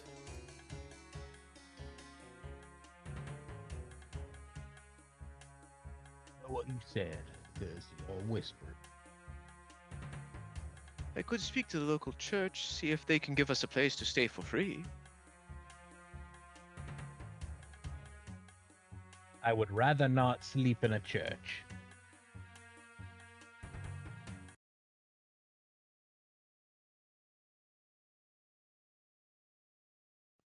Why not, Murphy? You afraid they're gonna faith you sober? And why not?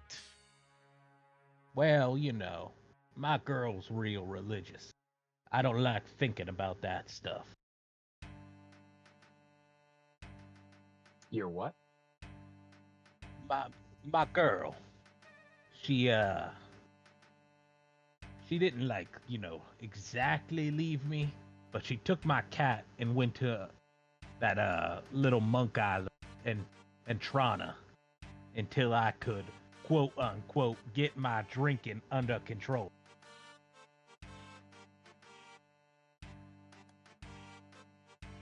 So I'm assuming you're just gonna never see her again, or I can, Uh-huh. Sorry, go ahead. I can see that failed. Under control. I've lowered my drinking.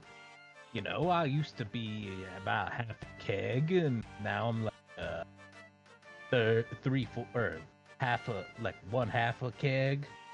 You know, it's going down. And I am Celadon's Right. blood son. Happy. Well, anyways, I'd rather be in a bar because they're nicer.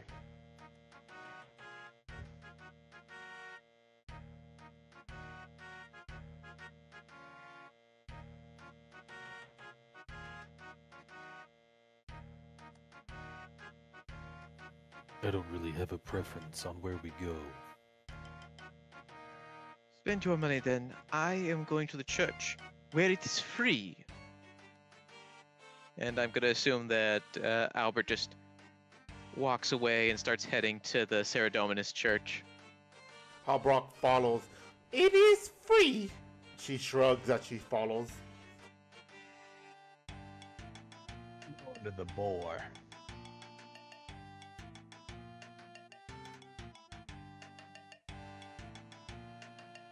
That would start heading towards the lumberyard area. Unfortunately, that also takes you along the same path that the other two are going, because the church is conveniently fairly close to the flying boar. I'm following you. I'm just going to the boar, which is in the same direction.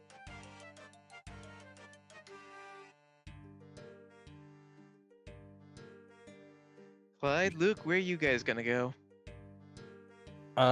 Luke will kind of make a plan to himself to go hang out at the boar and then come back to sleep at the church.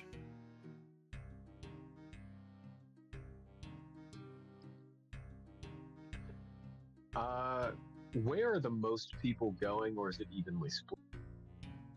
From the sounds of it, it sounds like most people are going to be sleeping at the church, whereas Luke and Murphy are heading to the boar right now, but Luke's gonna come back to the church. Clyde will just go to the church now. Okay, so we'll just split up the party real quick, not for too long. Basically, you all arrive at the church as Luke and Murphy start heading north to continue on to the boar. So, Albert, you lead Hobrock and Clyde into the church. Oh yeah, and Frank, he's there too. I forgot about him. And as you do, you see the priest doing some last-minute checking on the altar pews and whatnot. And he turns to see you and says, "Welcome. Welcome to the church. How may I help you?"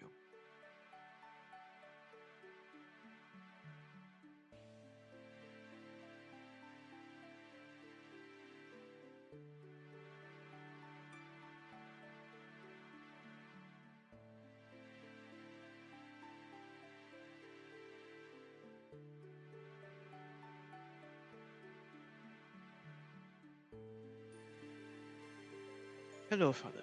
I am Brother Albert. We seek sanctuary, a place to rest for the night. Ah, welcome, Brother Albert. I am Father Lawrence. You and your compatriots are welcome to stay here. We have some extra room down in the basement. I apologize if it's not too glamorous, but that is where I stay, and it seems to do fine by me. If that's all right. Is it just the three of you?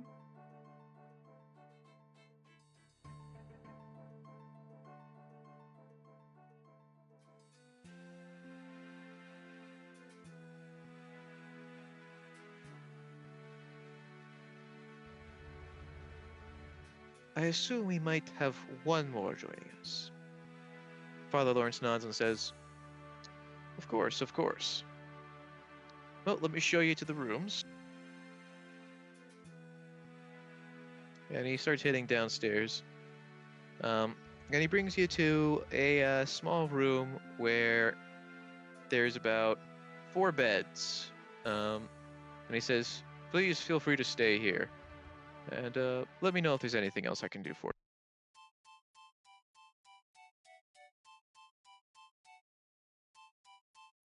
you. Me is hungry. You have snacks. Thank you, Father Lawrence. And then Lawrence says, You're quite welcome, brother. And unfortunately, we don't really have a lot of snacks here. I usually just go to the Blue Moon to get a nice steak sandwich. It's okay. She goes and she just pulls out some lettuce with salted Cabbage. meat. Sorry, not cabbage, with salted meat, like the cabbage leaves with salted meat. And she looks at it at first, and she wraps the cabbage leaf around the meat and starts eating it like it was a burrito. And your body is filled with wonderful nutrition! Oh god, the voice is back.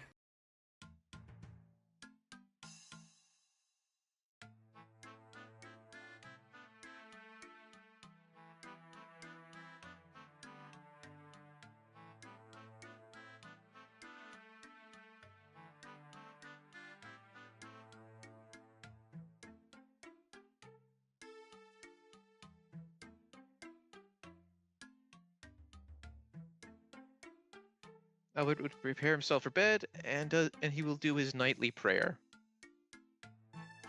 Abra would try to not chew loud enough just to let Albert do his prayer, because at least she knows one thing: never mess with holy people.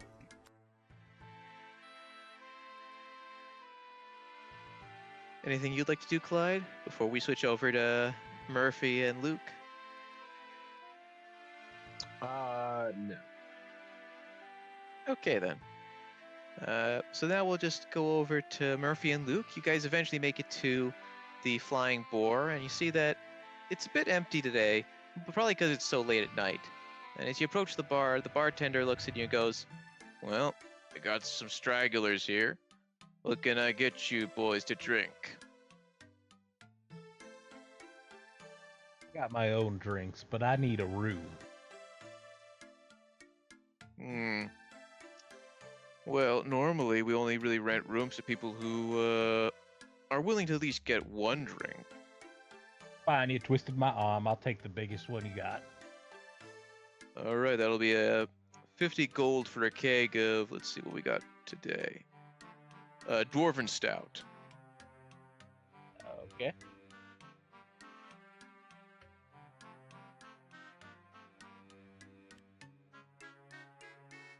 Oh, I think I must have messed up the name of the bar.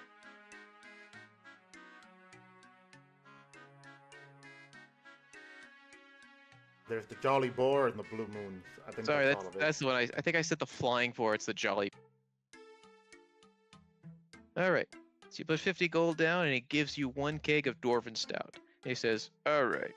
So room for, will it be 2? Oh no. I'll order a drink, but I'll be heading back into the city. All right. So that'll be just 1 room then. That'll be 10 gold, please. And 10 more gold. Thank you, So- sir. And what would you like to drink, my shaded friend? I'll take a dwarven stout. Sounds good, sounds good. He pours you one and places on the table and says, 2 gold, please. All right. Pays the man. Thank you very much. Let me know if there's anything else I can get you, boys.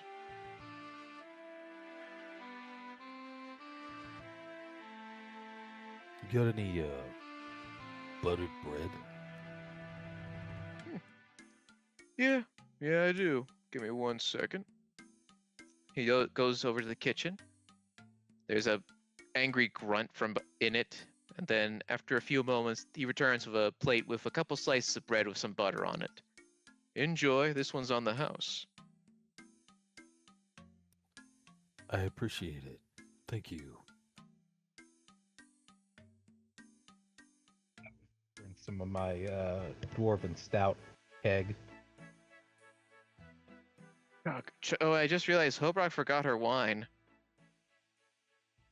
Yeah, she rolled it in the corner, and then never went and got it. Nope, guess not.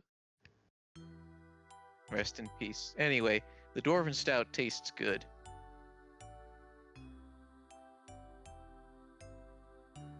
Murphy, you ever have buttered toast?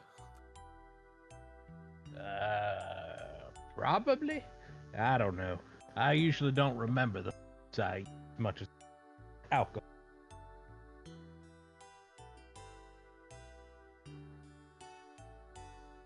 Luke just looks at him and nods as his speech breaks up, thinking to himself that, wow, it sure hits him fast, doesn't it? He has been sober for a little too long, so I guess it's starting to have some effects.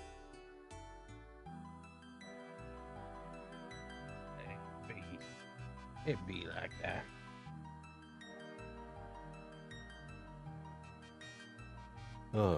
Will, I implore you to have a slice of buttered toast. And he would push the plate of it or what have you over towards him, or in his direction slightly.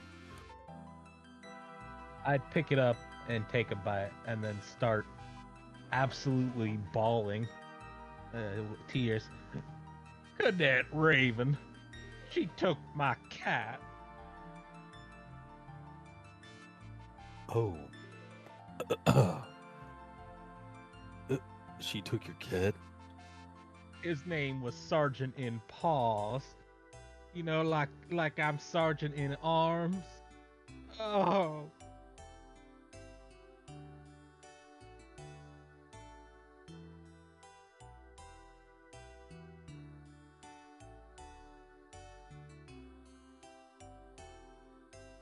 I know I entered him in a few of those rat pit battles, but, you know, he enjoyed it.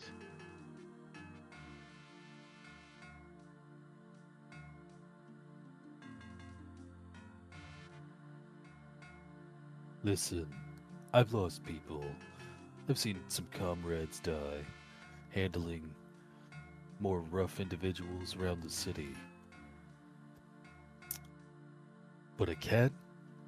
That's savage. To an island of monks. I bet the monks don't even have mice out there.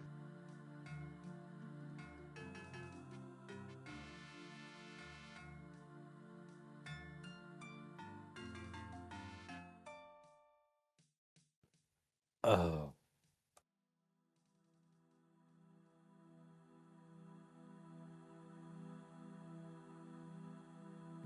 No, I'm sure they have mice on the island. You know, Murphy. Louder.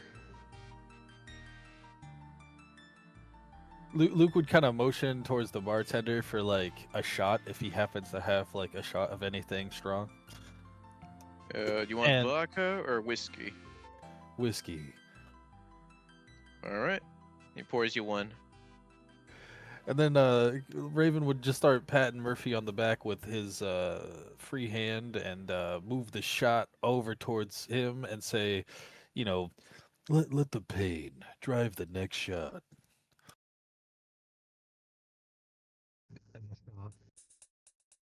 Oh, you're a good cadet. You're a good cadet. Better than Christensen.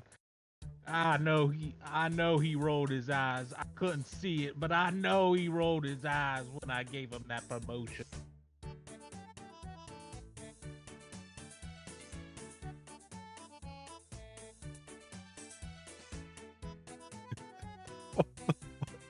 Happening.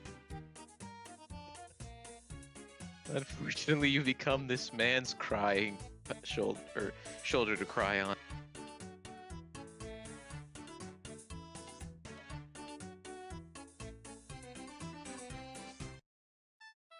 Yeah. Thank you. He'll motion to the bartender for another one.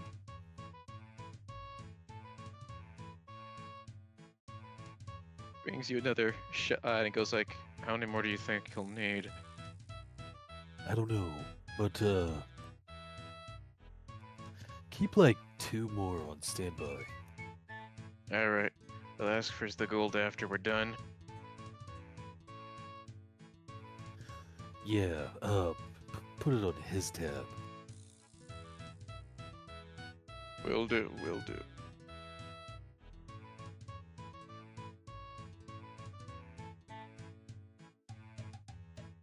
Another shot, and then I'm a little wobbly.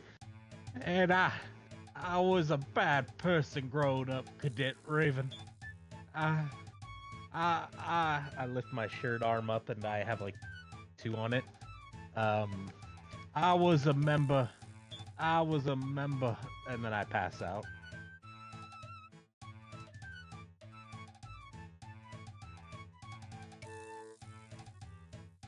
A member. What was the symbol or what have you?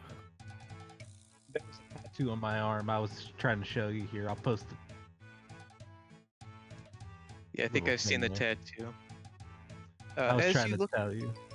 yeah, as you look at the tattoo he was trying to show you, you see it's a tattoo for the organization Humans Against Monsters, or HAM. Excuse you. Yep. It kind of looks like this, but without the purple background, just the shapes. Luke, you recognize the symbol of HAM. You're like, oh no, internally, because you know that HAM is a human supremacist group. Luke would like look at the bartender and then back at Murphy and then back at the bartender, and he would say, I didn't peg the sergeant for being a racist. You never But, know until you talk to him. Yeah. Well, I suppose I'll clean him up, take him up to his room. Which one did he get from you? The one closest to the stairs. Actually, scratch that. I'm taking him back to the church with me. But you can keep the Oh. change. How much Okay, does he I'll owe use. you? Well, you know what? Since he paid me the money for the night, I'll use that to pay for the shots. Fair enough. And Luke would give him like a 5 gold tip on top of that. Thank you, my friend. Best of luck getting him out of here. Yep. Murphy, what do you weigh? My carry weight's 131 right now, but I also weigh 50. So whatever those 2 together are. I You guess weigh what? 161. Sorry, 181. Since he said his weight is 50 and he's got a carry No, weight my of weight's 131, and Oh. then my weight is 160. Like my inventory is 130, and my weight's 1. Okay, so he's like 291 then. Oh God. Look, he's passed out and drunk. You could probably drag him. Yeah, just drag him by the feet. Yeah, just gonna drag him. I'm not gonna drag him by the feet. That's fucked up. I'll drag him by the armpits. All right. He's heavy, but not terrible.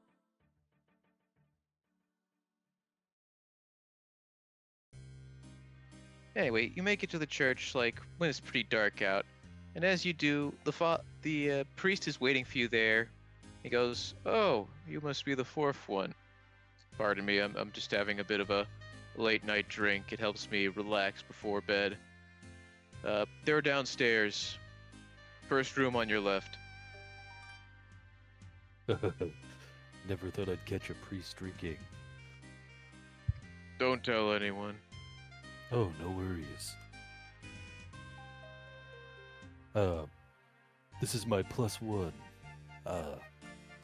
If the sleeve hadn't fallen back yet, Luke would quickly like try to like pull it down. All right. Yeah. Sadly, the room only has like 4 beds, so unless you're willing to share, you might want to just put him on the floor. I mean, he is passed out, right? Yeah, he's gonna be out cold for a while. Yeah, then just probably leave him on the floor. Luke would start dragging him inside after giving the priest a nod. And on his way towards dragging him towards the basement, he would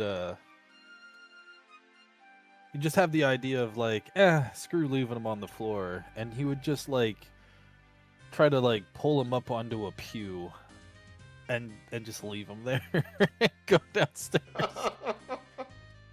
Goddamn. He'll be fine. Oh yeah, probably.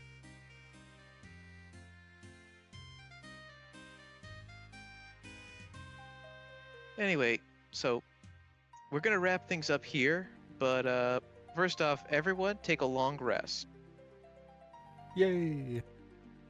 Yay. Do we also level up? Yes. Yippee!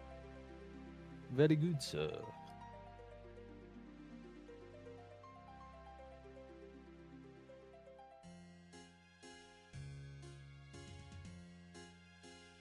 Finally, Anyway. ability score improvement. Get over here. Hell yeah. Anyway, so congratulations, guys, on your level up, and good work on the fight. We'll pick things up next time with you guys waking up. Oh yeah, I forgot Frank is here, so I'm just gonna say Frank just is also chilling on one of the pews, drinking with the priest. Yeah, Awesome. that sounds good enough for Frank, yeah.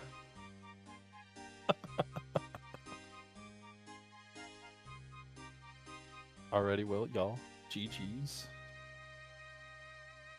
Anyway, thanks everyone for coming, and have a good rest of your day. Bye bye. Goodbye, Bye. everyone. Goodbye.